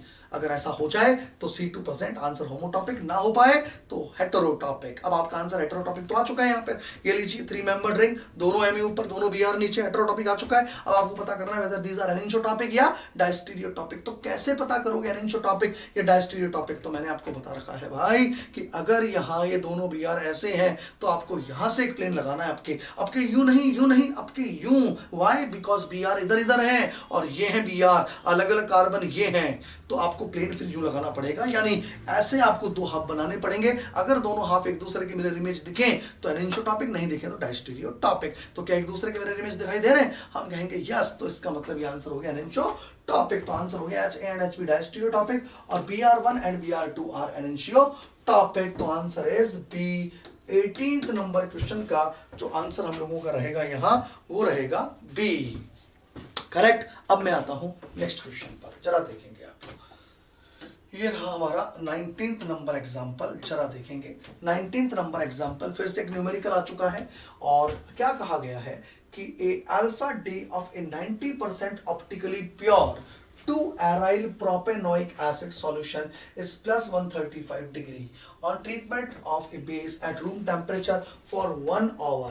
ये चेंज हो जाता है 120 डिग्री में और फिर 3 घंटे बाद ऐसा हो जाता है। तो आपको बताना है कि the optical purity of the solution after 1 hour and specific rotation after 3 hour respectively क्या क्या होगा। क्लियर? तो आपको angle of rotation and specific rotation मैंने पढ़ाया है। वैसे तो ये पूरा क्वेश्चन और उसके पीछे की पूरी थीम मैंने लेक्चर के अंदर आप लोगों को समझा रखा है, उस वीडियो को आप देखकर आराम से समझ सकते हैं, ठीक है? फिर भी मैं एक बार और इस सवाल को सॉल्व करके बताता हूँ, ठीक है? देखिए, सबसे पहली कहानी जो है वो क्या है कि सॉल्यूशन ये दिया हुआ है, सही है? पहली कहानी तो ये है, और इसमें ये कहा गया है कि इसका स्पेसिफिक रोटेशन जो है ना, इस मिक्सचर का जो स्पेसिफिक रोटेशन है ना, वो स्पेसिफिक रोटेशन कितना है? Plus 135 degree. और इसका एनेंशोमेरिक एक्सेस कितना है? एनेंशोमेरिक एक्सेस दिया है 90%। ये लीजिए, राइट? इसका मतलब एक्सेस में कौन है? डेक्स्ट्रो रोटेटरी एक्सेस में अवेलेबल है। ये चीज क्लियर है हमारे को। अब ये कहा गया है कि भाई इसके अंदर हमने कोई बेस डाल दिया, ठीक है भाई? जैसे ही बेस डाल दिया तो कुछ समय के पश्चात अंदर कुछ ना कुछ कार्यक्रम हुआ, कुछ ना कुछ चीजें होती रही अंदर बेस के द्वारा। 2-एराइल प्रोपेनोइक एसिड का रेसिमाइजेशन हो रहा है समय के साथ साथ। तो धीरे धीरे क्या हुआ? बेस के डालने पर 1 घंटे बाद on treatment with the base at room temperature for 1 hour, तो ये जो स्पेसिफिक रोटेशन है इस मिक्सचर का वो प्लस 135 डिग्री से प्लस 120 डिग्री ही हो गया। उसके बाद क्या हुआ?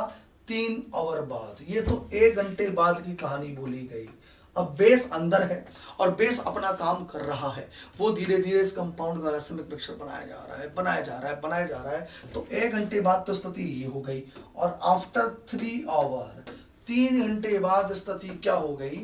3 घंटे बाद स्थिति ये हो गई कि ये लीजिए इस मिक्सचर का, ये लीजिए स्पेसिफिक रोटेशन तो नहीं दिया हुआ, वो तो पता करो। ये कहा गया है इस मिक्सचर का स्पेसिफिक रोटेशन कितना रह गया? सॉरी, एनेंशोमेरिक एक्सेस कितना रह गया आफ्टर 3 आवर?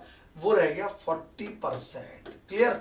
ये रह गया, मतलब 3 घंटे बाद तो एनेंशोमेरिक एक्सेस इतना रह गया, 1 घंटे बाद स्पेसिफिक रोटेशन मिक्सचर का ऐसे रह गया। तो फिर बताइए 3 घंटे बाद तो स्पेसिफिक रोटेशन कितना है और 1 घंटे बाद यहाँ इस मिक्सचर का एनेंशोमेरिक एक्सेस कितना है? ये दो चीजें हमारे को पूछी गई है, करेक्ट?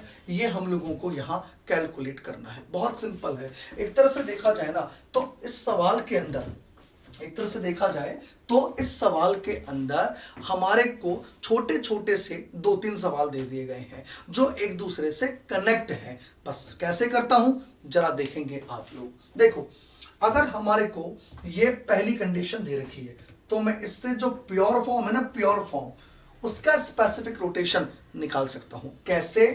अगर मैं ये कह दूं एनेंशोमेरिक एक्सेस जो होता है ना यार, वो होता है मिक्सचर का स्पेसिफिक रोटेशन।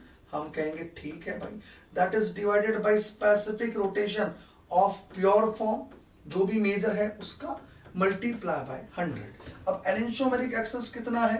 90%। मिक्सचर का कितना दे रखा है? 135। प्योर फॉर्म x मान लेता हूं और ये 100 हो गया। जब आप इसको सॉल्व करेंगे ना तो प्योर फॉर्म वाले का स्पेसिफिक रोटेशन जो है ना वो आएगा लगभग आपका यहाँ 150 डिग्री। ये लीजिए, ये आ गया आपका 150 डिग्री। जब आप इसको सॉल्व करेंगे ना तो ये 150 डिग्री आ जाएगा, करेक्ट?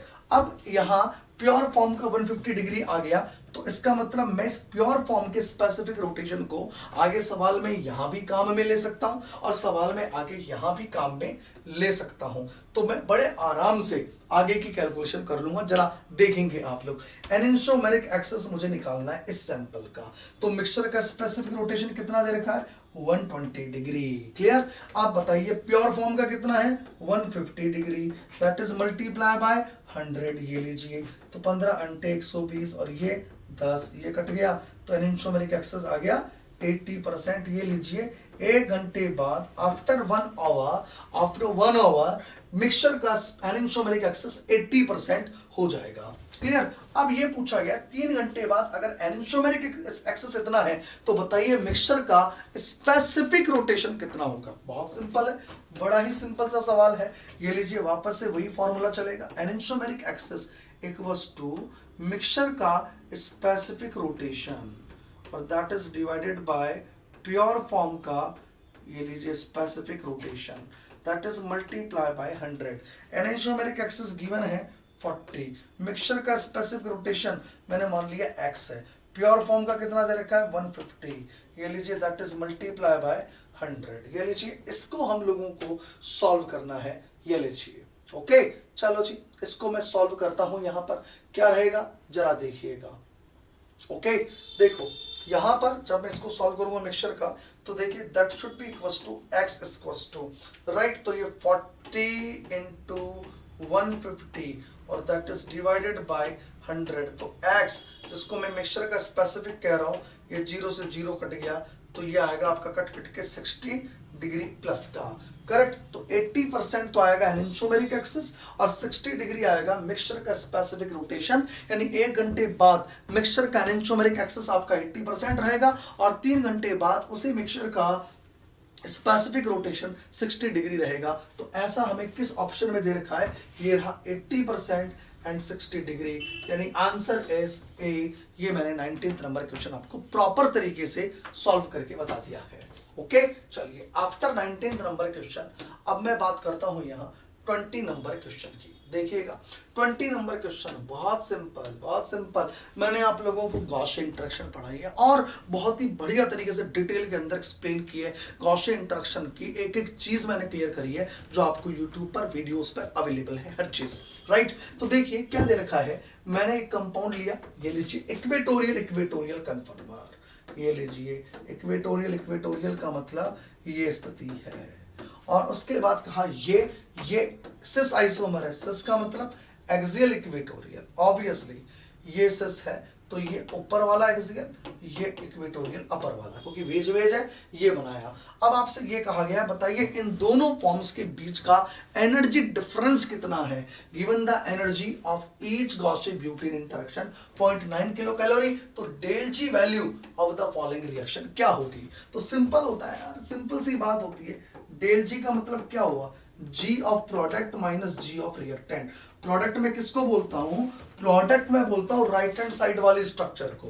प्रोडक्ट किसको बोलता हूं मैं, राइट हैंड साइड वाली स्ट्रक्चर को। तो इसका और इसका दोनों का एनर्जी डिफरेंस यही क्या होता है, that is the del G, correct. चलिए अब आप बताइए इसके लिए यहां गॉसियन इंटरेक्शन कितनी है, 1 गॉसे।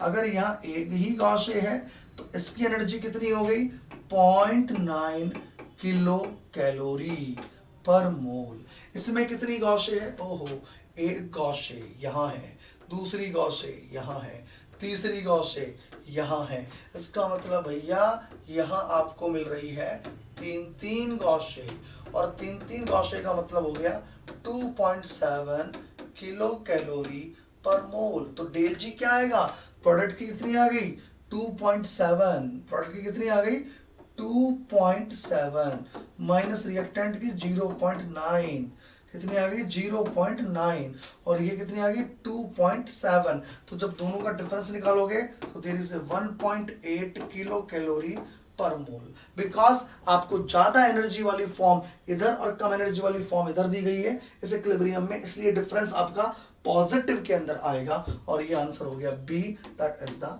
Answer okay.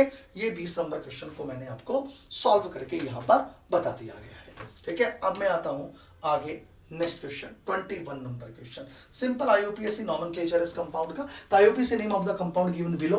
तो यहां पर देखिएगा सबसे पहले आरएस कॉन्फिगरेशन निकाल दीजिए। आरएस कॉन्फिगरेशन जब आप निकालेंगे आरएस कॉन्फिगरेशन, तो यहां पर आपके पास एच गिवन है, तो 1 नंबर प्रायोरिटी आप ऑब्वियसली इसको दोगे, 2 नंबर प्रायोरिटी इधर दोगे, 3 नंबर प्रायोरिटी आप इधर दोगे, 4 नंबर लोएस्ट प्रायोरिटी वाला इधर हो गया, 1 से 2, 2 से 3, क्लॉकवाइज आर उल्टा करोगे, आंसर आ गया आपका एस। तो एक तो हो गया एस, एक तो क्या हो गया आपका एस कॉन्फ़िगरेशन है। तो सबसे पहले तो एस कॉन्फ़िगरेशन आपको पता होना चाहिए। दूसरी बात अगर मैं यहां करता हूं तो डबल बॉन्ड की स्टीरियो केमिस्ट्री, डबल बॉन्ड की स्टीरियो केमिस्ट्री देखो यहां पे क्या है, ट्रांस है या जेड, मतलब ई है या जेड है, तो देखो साफ साफ नजर आ रहा है डबल बॉन्ड का स्टीरियो यहां पे ई है, तो इसका मतलब ई स्टीरियो केमिस्ट्री है, जेड नहीं है, तो ये जेड वाला ऑप्शन काटू। आर एस कॉन्फ़िगरेशन से एस कॉन्फ़िगरेशन है भैया, तो एस या दोनों ई हो गया, हटाओ यहां पर, ये 2R है, ये लीजिए ये ऑप्शन भी कट गया, तो यहां पर क्या हो गया, एस तो कॉन्फ़िगरेशन हो गया और 3E हो गया, बाकी तो ऑप्शन और कुछ बचा ही नहीं। तो सीधा सीधा से हमारा आता हो स्टीरियो केमिस्ट्री सॉल्व करने से ही ये क्वेश्चन हमारा सॉल्व हो चुका है,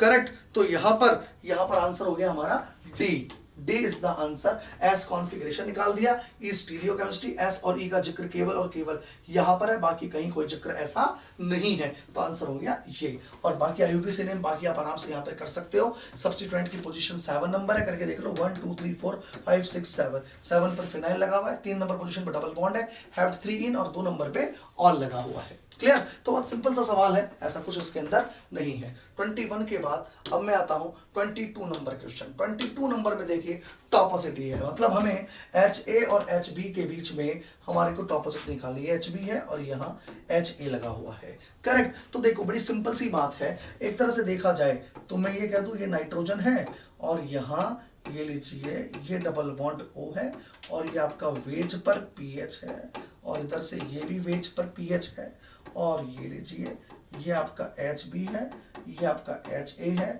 और ये COOH है। सबसे पहले होमोटॉपिक या हेटेरोटॉपिक, तो आप C2 लगाओगे। अगर आप C2 लगाओगे तो आप इस तरीके से मॉलिक्यूल को घुमाओगे कि HB की जगह HA और HA की जगह HB आ जाए और पता भी ना लगे, तो ऐसा पॉसिबल नहीं है। जब आप HA की जगह HB और HB की जगह HA लाते हो, यूं घुमा के यहां से C2 लगाई और यूं घुमाते हो, तो ये पोर्शन नीचे आ जाता है, ये पोर्शन ऊपर आ जाता है, तो इसका मतलब हमें पता लग गया इंडिस्टिंग्विशेबल फॉर्म नहीं बन पाई, तो हम कहेंगे भाई ये एक्चुअली होमोटॉपिक नहीं है, ये हेटेरोटॉपिक है।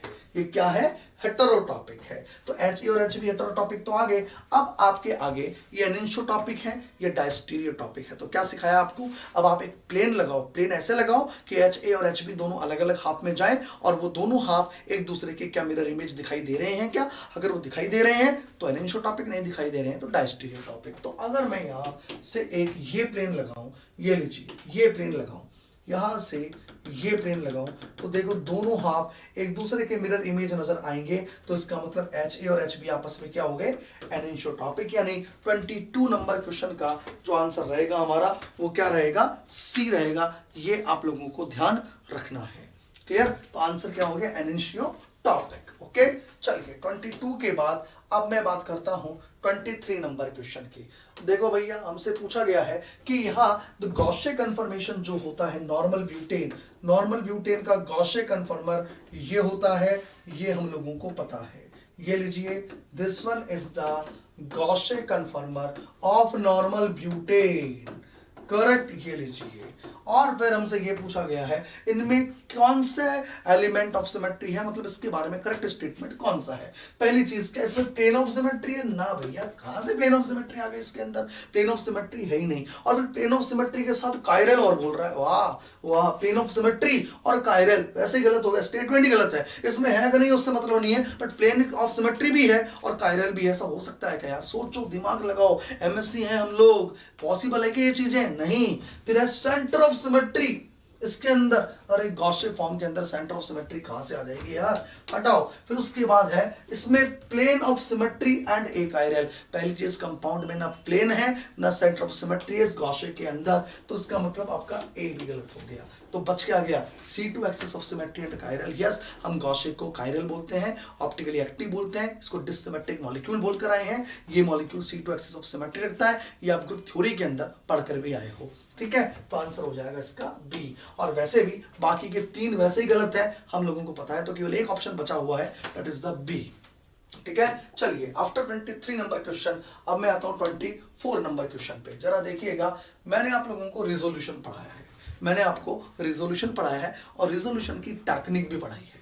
और रिजोल्यूशन की टेक्निक में मैंने साफ साफ मैंने आप लोगों को ये लिखवाया है कि in order to resolve a pair of enantiomer, अगर आपको पेयर ऑफ एनेंटियोमर को रिजॉल्व करना है तो आपको एक ऑप्टिकली प्योर कंपाउंड लेना होता है, वो जो इस पेयर ऑफ एनेंटियोमर के साथ रिएक्शन कर सके। तो 2 चीजें हैं, रिएक्शन भी हो दोनों के बीच में, और जो कंपाउंड लिया गया है वो ऑप्टिकली प्योर होना चाहिए, यानी जिस कंपाउंड का एनेंटियोमरिक एक्सेस 100% है वो कंपाउंड लिया जाता है। क्लियर? ये चीज ध्यान रखिएगा। अब मैं यहां पे 24 नंबर क्वेश्चन के अंदर रिजोल्यूशन कराना चाहता हूं 3-मिथाइल साइक्लोहेक्सेनॉन का। ये लीजिए, ये साइक्लोहेक्सेनॉन है, राइट, ये लीजिए, और ये 3 मिथाइल है, यानी कंपाउंड का रैसिमिक मिक्सचर मैंने लिया है।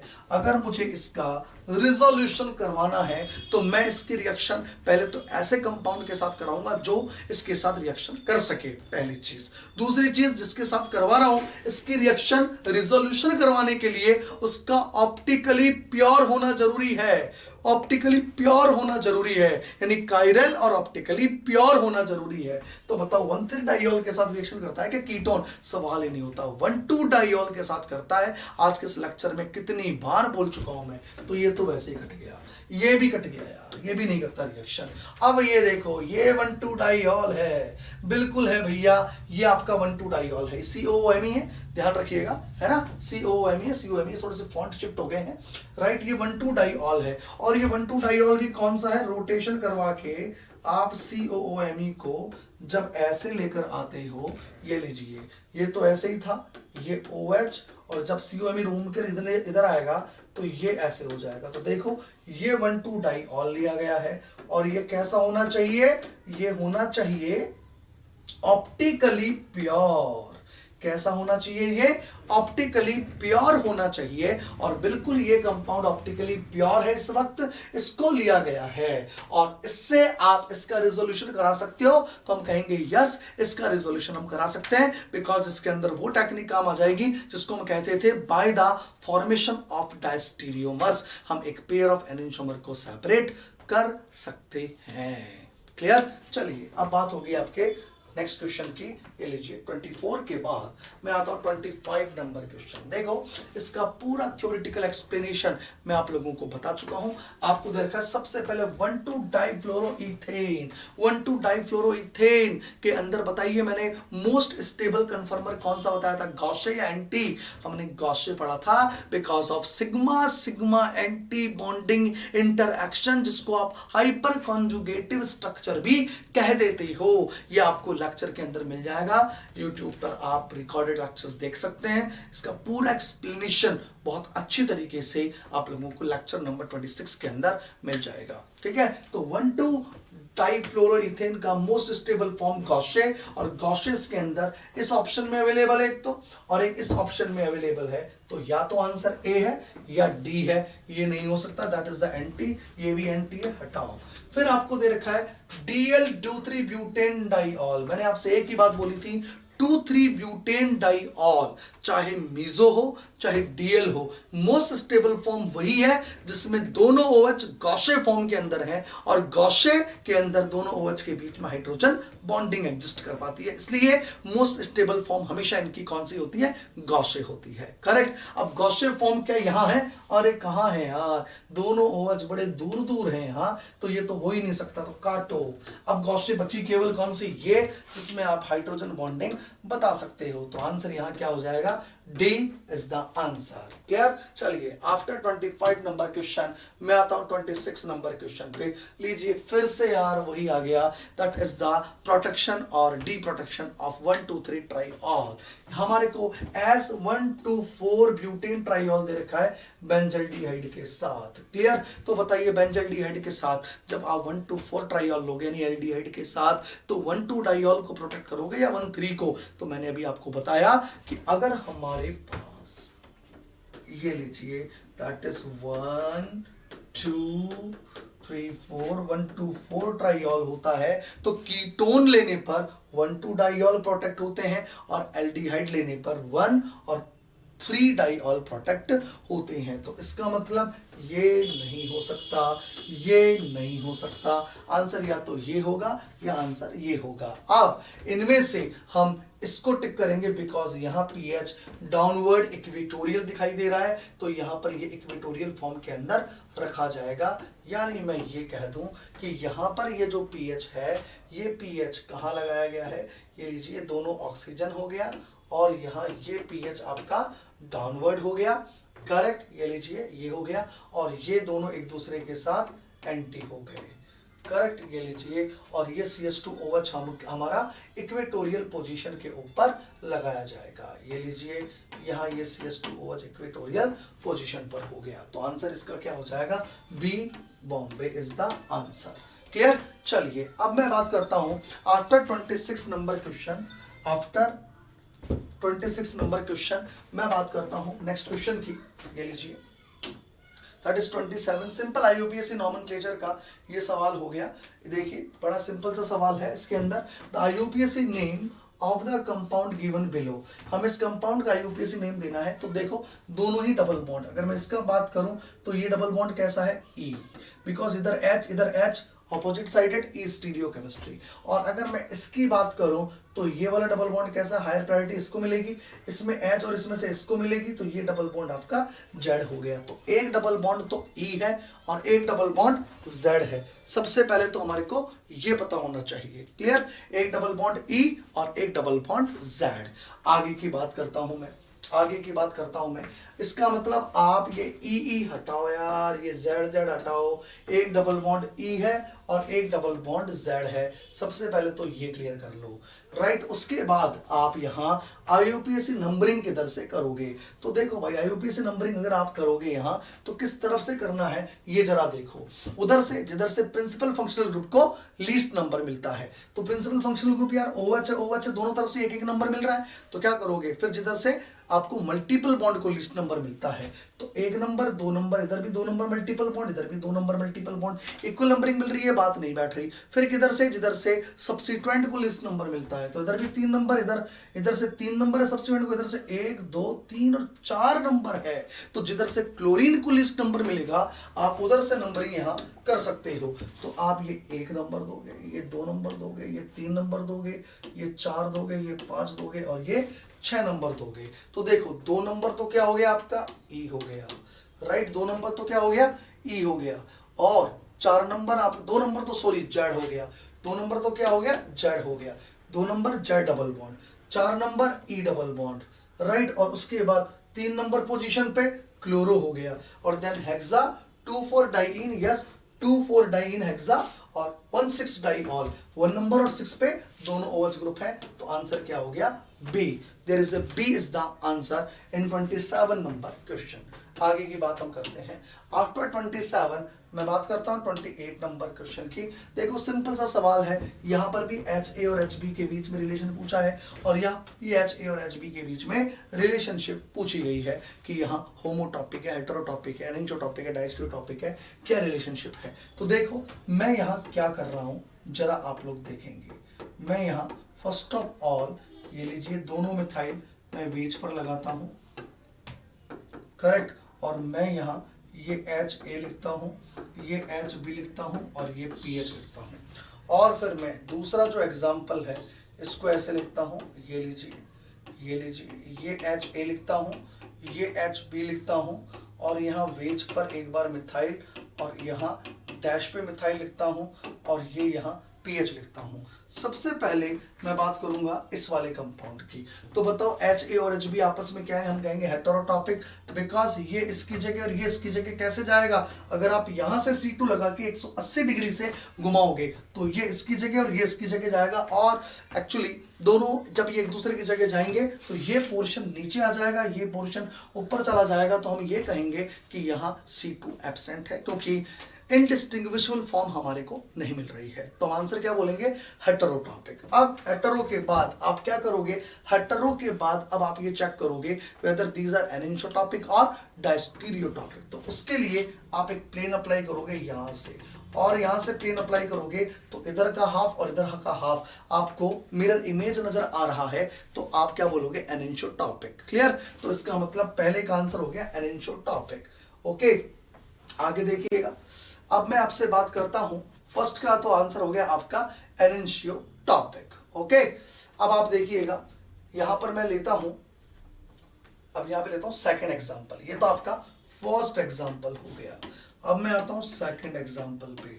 सेकंड एग्जांपल में फिर से HA और HB क्या है आपका, होमोटॉपिक या हेटेरोटॉपिक। यहां पर आंसर आएगा हेटेरोटॉपिक। अब गलती क्या होती है, कई बार स्टूडेंट यहां से इसको ऐसे पलट देता है, ऐसे यू पलट देता है, और उसको लगता है यार ये इसकी जगह आ गया, ये इसकी जगह आ गया, डैश वेज बन गया, वेज डैश बन गया, तो बिल्कुल वैसा का वैसा ही तो है, कहां दिक्कत है। तो मैं कहूंगा नहीं, यहां पर आप ये काम नहीं कर सकते, क्यों नहीं कर सकते आप ये काम? बिकॉज ये एक फिशर प्रोजेक्शन फॉर्मूला है और फिशर प्रोजेक्शन फॉर्मूले को हम कभी भी आउट ऑफ द प्लेन नहीं घुमाते, बिकॉज क्योंकि हॉरिजॉन्टल टुवर्ड्स द व्यूअर होता है, vertical away from the viewer होता है। अगर आपने यूं घुमा दिया तो टुवर्ड्स वाले अवे चले जाएंगे, अवे वाले टुवर्ड्स आ जाएंगे और एक्चुअली इनडिस्टिंग्विशेबल फॉर्म बन नहीं पाएगी। तो आप यहां पर भी रोटेट इसको ऐसे ही करोगे, यहां से एक C2 पास करोगे और यूं घुमाओगे तो ऊपर का पोर्शन चूंकि नीचे और नीचे का पोर्शन चूंकि ऊपर आ गया तो आप कहोगे यार C2 एब्सेंट, बिल्कुल ऐसा का वैसा नहीं मिला। तो हेटेरोटॉपिक आपका आंसर आ गया। अब हेटेरो से आप आगे चलोगे तो चूंकि HA इधर है, HB इधर है, इसलिए प्लेन आप ये वाला अप्रोच करोगे और जब ये प्लेन लगाओगे तो इधर का हाफ और इधर का हाफ एक दूसरे का मिरर इमेज नहीं दिखेगा। तो इसका मतलब आप यहां पर आंसर क्या बोलोगे? डायस्टीरियोटॉपिक। और यहां आपका आंसर क्या आ चुका? एनिसोटॉपिक। तो देखो anisotopic in first and diastereotopic in second, यहां बी हमारा आंसर आ जाएगा। ये बात हुई हमारे 28 नंबर क्वेश्चन की। आफ्टर 28 अब मैं बात करता हूं 29 नंबर क्वेश्चन की। देखो 29 नंबर क्वेश्चन बहुत ही सिंपल सा सवाल है। क्या है इस सवाल के अंदर जरा देखेंगे। हमारे को इस सवाल में दिया गया है कि एक स्टीरियो सेलेक्टिव रिडक्शन करवाया गया है ऑफ द डाइइनॉन ए। इसका स्टीरियो सेलेक्टिव रिडक्शन करवाया गया है, ठीक है, with A chiral reducing agent, किसी एक कायरल रिड्यूसिंग एजेंट के द्वारा, and it provides the corresponding diol be in 100% diastereo selectivity. हमें ये बी 100% डायस्टीरियो सेलेक्टिविटी के साथ मिलता है, ठीक है, and 90% enantiomeric excess favouring RR configuration. ओहो, देखो पहली चीज हमारे को मिल रहा है क्या? 100% डायस्टीरियो सेलेक्टिविटी और साथ में 90% एनेंसोमेरिक एक्सेस। अगर 90% एनेंसोमेरिक एक्सेस RR की है, इसका मतलब आपके पास इसका एनेंसोमर क्या मिलेगा? SS। आपके पास एनेंसोमेरिक एक्सेस कितना है? 90%। किसका है? RR का है। इसका मतलब RR कितना होना चाहिए? 95%। और SS कितना होना चाहिए? 5%। तो इसके बेसिस पर आपको यह बताना है कि एक्चुअली ये बनने वाला प्रोडक्ट इनमें से कौन सा है। तो इसका मतलब ये जो 90-10 इनको तो काटो यार। ये हो सकता है क्या? हो सकता है क्या एक 95 और एक 5 हो? पहले तो 90-10 का तो क्या मतलब, क्योंकि 100% डायस्टीरियो सेलेक्टिविटी के साथ एनेंसोमेरिक एक्सेस 90% है। तो इसका मतलब आपका एक 95% एनेंसोमर बनेगा, एक 5% बनेगा, तभी तो एनेंसोमेरिक एक्सेस 90% आएगा। इसका मतलब आपका आंसर कभी भी ये और ये तो हो ही नहीं सकता। अब आंसर क्या बच गया?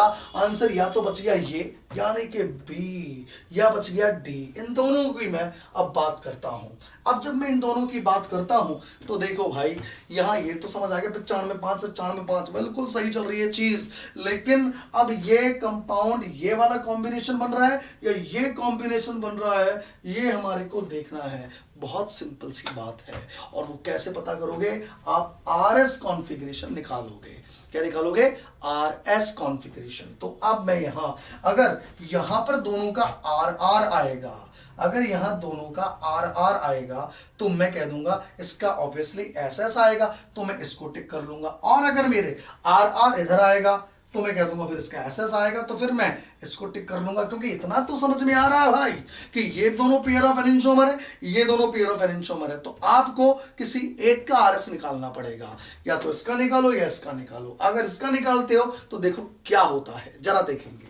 मैं RS कॉन्फ़िगरेशन निकालता हूं इस कायरल सेंटर का, राइट, इस वाले कायरल सेंटर का निकालता हूं। ये 1 नंबर हो गया, इधर वाले का 2 नंबर हो गया, इधर वाले का 3 नंबर हो गया, और डैश पे जो है उसका 4 नंबर हो गया। तो 1 से 2, 2 से 3, ये लीजिए, that is the clockwise. Clockwise का मतलब हो गया R, यानी इधर वाले कॉन्फ़िगरेशन हमने निकाला तो R आ चुका है। क्लियर?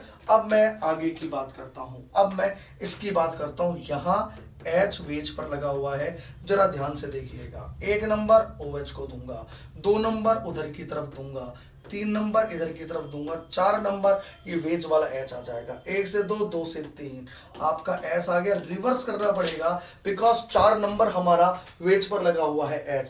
रिवर्स करोगे तो S का क्या हो जाएगा? R हो जाएगा। इसका मतलब ये हुआ कि यहाँ इस वाले का भी R आ रहा है, इसका भी R आ रहा है, R आ रहा है। इसका मतलब समझे, R कॉन्फ़िगरेशन वाला कंपाउंड एक्चुअली ये है। अब चूंकि ये इसका एनेंटियोमर है तो ये SS वाला है।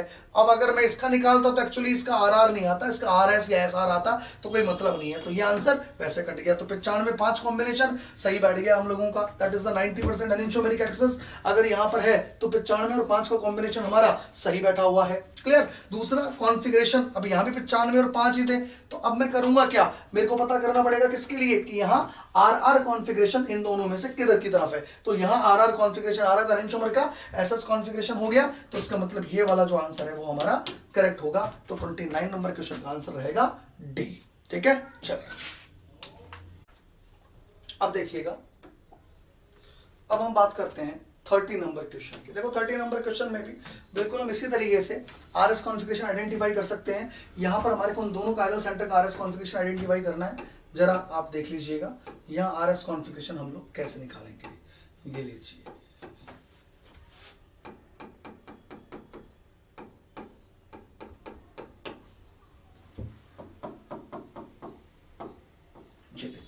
हम यहाँ RS कॉन्फ़िगरेशन जब आइडेंटिफाई करेंगे तो सबसे पहले हमारे को ये देखना है कि यहाँ 5 नंबर कौन सा कार्बन है, 6 नंबर कौन सा कार्बन है। तो एक्चुअली IUP से नंबरिंग इधर से चल रही है, ये IUP से नंबरिंग चल रही है हमारी। 1 नंबर इसको, 2 नंबर इसको, 3 नंबर इसको, 4 इसको, 5 इसको और 6 इसको। तो 5 नंबर कार्बन ये बनेगा, 6 नंबर कार्बन ये बनेगा। अब मैं RS कॉन्फ़िगरेशन निकालना चालू करता हूँ। सबसे पहले मैं इस सेंटर की बात करता हूँ जिसमें H वेज पर लगा हुआ है।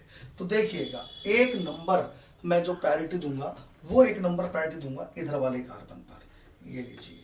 जो 2 नंबर प्रायोरिटी दूंगा वो दूंगा नीचे वाले ग्रुप पे, 3 नंबर प्रायोरिटी में दूंगा इधर, और 4 नंबर प्रायोरिटी दूंगा इधर। 1 से 2, 2 से 3, that is the clockwise movement. Clockwise का मतलब हो गया R, और मैं रिवर्स करूंगा तो आंसर आएगा S। यानी कि 5 नंबर जो कार्बन है इसका जो कॉन्फ़िगरेशन मैंने निकाला वो क्या निकाला है, S निकाला है।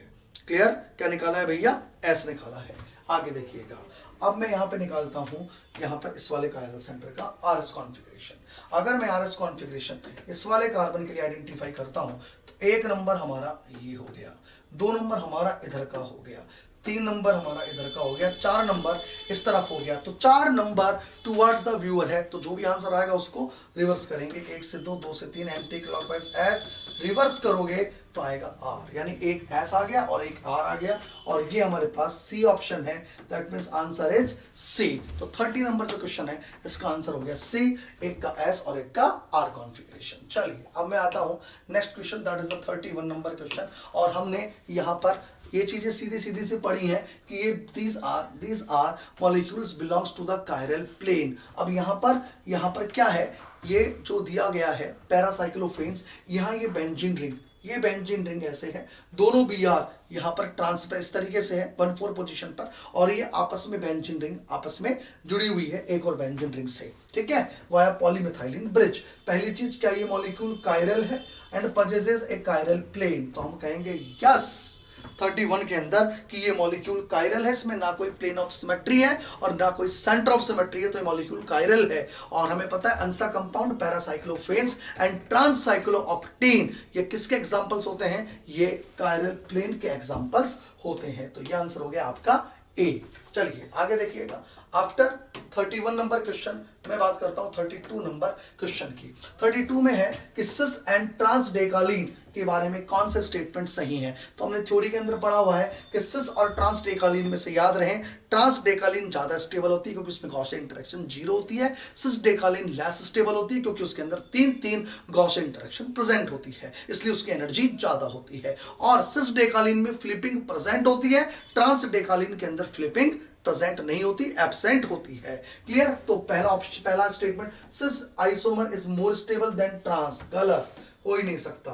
Trans isomer is more stable, yes. Trans isomer undergoes flipping, गलत। Cis isomer undergoes ring flipping, correct. तो Q एंड S, और Q एंड S हमारे को इस ऑप्शन में दिया गया है, तो आंसर इज A। ये लीजिए, ये हुई बात 32 नंबर की। अब मैं आता हूं 33 नंबर क्वेश्चन पे। 33 नंबर क्वेश्चन में देखो सिंपल एक न्यूमेरिकल दिया गया है जिसमें ये कहा गया है an aqueous solution of an optically pure compound. एक एक्वस सॉल्यूशन है ऑप्टिकली प्योर कंपाउंड का of concentration 100 milligram in 1 ml of water.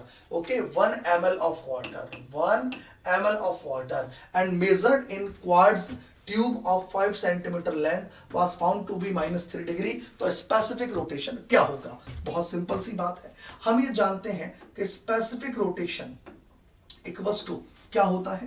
Specific rotation का फॉर्मूला हम लोग क्या लिखते हैं? तो हम इसका फॉर्मूला लिखते हैं स्पेसिफिक रोटेशन का, that is the observe angle of rotation, observe angle of rotation theta upon L dot C. अब बताइए ऑब्जर्व एंगल ऑफ रोटेशन कितना है? -3 डिग्री। लेंथ कितनी है? 5 सेंटीमीटर। लेकिन हमें पता है कि हम इस वैल्यू को रखते किस में? डेसीमीटर में। अब चूंकि 1 डेसीमीटर इक्वल्स टू होता है 10 सेंटीमीटर, तो 5 सेंटीमीटर का मतलब हो गया डेसीमीटर 5/10, यानी कि 0.5 भी मैं इसको लिख सकता था। और कंसंट्रेशन क्या दे रखा है? 100 मिलीग्राम इन 1 ml। और कंसंट्रेशन हम न्यूमेरिकल में सॉल्व करते वक्त फॉर्मूले में ग्राम पर ml के अंदर रखते हैं, और ग्राम पर ml में रखेंगे तो 100 मिलीग्राम का मतलब हो गया 100 इंटू 10⁻³ ऐसे लिखना पड़ेगा। जब आप इसको सॉल्व करोगे तो -3 इंटू 10 अपॉन 5 इंटू 100 इंटू 10⁻³ तो ये लीजिए, ये आपका 10⁻³ से ये कट गया तो ये 10 आपका ऊपर जाएगा 8, ये 10 जब ऊपर जाएगा ये 5 रह गया, ये कट गया 10 20 हो गया, और इसको सॉल्व करोगे तो माइनस का 60 डिग्री हमारा आंसर आ जाएगा। तो यहाँ आंसर जो आएगा वो आएगा B, that is the minus का 60 डिग्री। यानी 33 नंबर जो क्वेश्चन है इसका आंसर आएगा माइनस का 60 डिग्री। क्लियर? अब मैं आता हूं यहां पर आफ्टर 34 नंबर क्वेश्चन। देखो 34 नंबर क्वेश्चन क्या है? The configuration of carbon C3 and C4 in D ribose. पहले तो डी राइबोस है क्या ये देख लो यार, याद करो मैंने आपको पेंटोस सिखाई है, हम लिखते थे डी राइबोस, और डी राइबोस से एक तरफ चलते थे डी अरेबिनोस, और इधर चलते थे डी जाइलोस, और फिर हम एक तरफ लिखते थे डी लाइजोस। क्लियर? ये सारे एपीमर हमने पेंटोस के पढ़े हैं। तो मैं यहाँ डी राइबोस को जब हम लिखूंगा तो ये डी राइबोस ये लिखी जाएगी, that is HOH HOH HOH और ये CH2OH। ये लीजिए, ये मैंने यहाँ पे लिख दिया है। करेक्ट? अब मैं आगे की बात करता हूं। यहां पर देखिए the configuration of carbon atom C3 and C4, ये 1 नंबर हो गया, ये 2 नंबर हो गया, ये 3 नंबर हो गया, और ये 4 नंबर हो गया, और ये 5 नंबर हो गया। और मुझे यहाँ C3 और C4 यानी RS इसका निकालना है। करेक्ट? चलिए जी इसका कॉन्फ़िगरेशन निकालते हैं हम लोग। सबसे पहले मैं C3 की बात करता हूं। जब मैं C3 के RS कॉन्फ़िगरेशन की बात करूंगा तो यहाँ first of all 1 number priority इसको दूंगा, 2 नंबर प्रायोरिटी यहाँ मैं ऊपर वाले कार्बन को दूंगा, 3 नंबर मैं नीचे वाले को दूंगा, और 4 नंबर मैं इसको दूंगा। 1 से 2, 2 से 3 एंटी क्लॉकवाइज। एंटी क्लॉकवाइज का मतलब एस उल्टा करोगे तो आर। ये लीजिए इसका कॉन्फ़िगरेशन आर आ गया। अब मैं बात करता हूँ यहाँ इस वाले कायरल सेंटर के RS की। 1 नंबर हम इसको देंगे, 2 नंबर हम ऊपर वाले को देंगे, 3 नंबर इधर देंगे, 4 नंबर इसको देंगे। वापस से 1 नंबर से 2 number anti clockwise. Anti clockwise का मतलब एस उल्टा करोगे तो आर। इसका मतलब ये हुआ दोनों का आर आर कॉन्फ़िगरेशन आएगा। तो आंसर हमारा क्या हो गया? सी। ये लीजिए 34 नंबर क्वेश्चन का आंसर सी कहा जाएगा। अब मैं आता हूं 35 नंबर क्वेश्चन पे। देखिएगा ये जो क्वेश्चन होते हैं 35 वगैरह ऐसे, ये सब मेमोरी बेस्ड सवाल थे और हमने ये सब चीजें थ्योरी के अंदर पढ़ी हैं। ठीक है ना? क्या है यहाँ पर देखिएगा, हमसे ये कहा है नियोमेंथॉल का मोस्ट स्टेबल कॉन्फ़िगरेशन क्या होता है। तो देखो सबसे पहले तो मैंने आपको क्या बोला, हमें ये पता होना चाहिए मेंथॉल होता क्या है। एक्चुअली मेंथॉल होता है ये, इसमें एक तो होता है आइसोप्रोपाइल ग्रुप, एक होता है OH ग्रुप, और 4 नंबर पे होता है मिथाइल ग्रुप। क्लियर? तो एक होता है मेंथॉल। मेंथॉल के अंदर तो क्या होता है, ये आइसोप्रोपाइल ग्रुप, ये OH ग्रुप, और ये मिथाइल ग्रुप है ना, ये मिथाइल ग्रुप, ये सारे के सारे इक्वेटोरियल पर होते हैं। ये होता है मेंथॉल। क्या बोलते हैं इसको? मेंथॉल। मेंथॉल के बाद अगर मैं बात करता हूँ नियोमेंथॉल की, तो नियोमेंथॉल में क्या बताया था मैंने कि ये OH ग्रुप को नीचे की तरफ लिख देना, OH नीचे हो जाएगा और ये Me यहां पे रह जाएगा, ये isopropyl, this one is the neomenthol. ये क्या था? नियोमेंथॉल, ये लीजिए, ये नियोमेंथॉल था। क्लियर? फिर मैंने कहा था अगर OH को नीचे अपन लोग नहीं करते हैं, मतलब OH के स्टीरियो में वही रखूं, ये लीजिए, इनकी डायस्टीरियो बनाते थे ना ऐसे, और Me को नीचे कर दूं तो इसको क्या बोलते थे? इसको आइसोमेंथॉल बोलते थे। ये क्या था? आइसोमेंथॉल था। क्लियर? और एक होता है नियो आइसोमेंथॉल, जिसमें हम OH को भी एक्सेल कर देते थे और इसको भी कर देते थे, ये नियो आइसोमेंथॉल था। ये चारों इसलिए बताए भाई, मैंने थ्योरी में भी आपको पढ़ाया है कि यहां हमसे देखो सीधे सीधे सवाल क्या पूछा गया था कि नियोमेंथॉल में आप आइसोप्रोपाइल की, OH की और मिथाइल की स्टीरियो केमिस्ट्री क्या क्या है ये जरा बताइए। तो देखो OH एक्सियल बिल्कुल सही है, आइसोप्रोपाइल इक्वेटोरियल और मिथाइल भी इक्वेटोरियल, तो आंसर क्या हो गया? बी। तो इसका मतलब ये चीजें अगर हमें पता है तभी हम कर सकते हैं, अदरवाइज प्रैक्टिकली पॉसिबल नहीं है, बिकॉज कंसेप्ट नहीं है, यहां मेमोरी है। ओके, ये चीजें मेमोरी बेस्ड सवाल होते हैं जो, और ये इंपॉर्टेंट इसलिए भी है क्योंकि अगर आपने ध्यान हो MSc फाइनल ईयर जिसका ऑर्गेनिक स्पेशलाइजेशन से है, वो सब ये पढ़कर आया है मेंथॉल की इन स्ट्रक्चर्स को वो पेपर में ड्रॉ करवाता है सब्जेक्टिव में, तो वहीं से उसने ऑब्जेक्टिव क्वेश्चन बना के हम लोगों से पूछ लिया है। तो हो सकता है कि अगर नियोमेंथॉल इसने पहले पूछ रखा है तो कभी भी किसी भी साल मेंथॉल या आइसोमेंथॉल या नियो आइसोमेंथॉल इनमें से कोई चीज हम लोगों से पूछ ली जाए। ठीक है भाई, चलिए, तो ये बात हुई आप लोगों के स्टीरियो केमिस्ट्री प्रीवियस ईयर के अंदर फर्स्ट पार्ट की। अब इसका नेक्स्ट पार्ट हम लोग नेक्स्ट वीडियो के अंदर डिस्कस करेंगे, नेक्स्ट क्लास के अंदर डिस्कस करेंगे। ठीक है, आज हम यहीं तक रखेंगे। नेक्स्ट जो 36 नंबर से और आगे तक के जितने भी क्वेश्चंस हैं वो मैं सारे आप लोगों को बताऊंगा। दैट इज वेरी इंटरेस्टिंग, क्योंकि जैसे जैसे समय आगे चल रहा है वैसे वैसे आपको चेंजेस देखने को मिलेंगे क्वेश्चंस के अंदर, कि कैसे वो कन्फर्मेशन एनालिसिस पर ज्यादा जोर दे रहा है और बहुत ही अच्छे अच्छे सवाल लेकर आ रहा है। ठीक है, चलिए आज हम यहीं तक रखेंगे। चलिए, वीडियो को पसंद आपके आया है, आप लाइक प्रेस कीजिए और चैनल को सब्सक्राइब कीजिए। Okay, thank you, have a good night.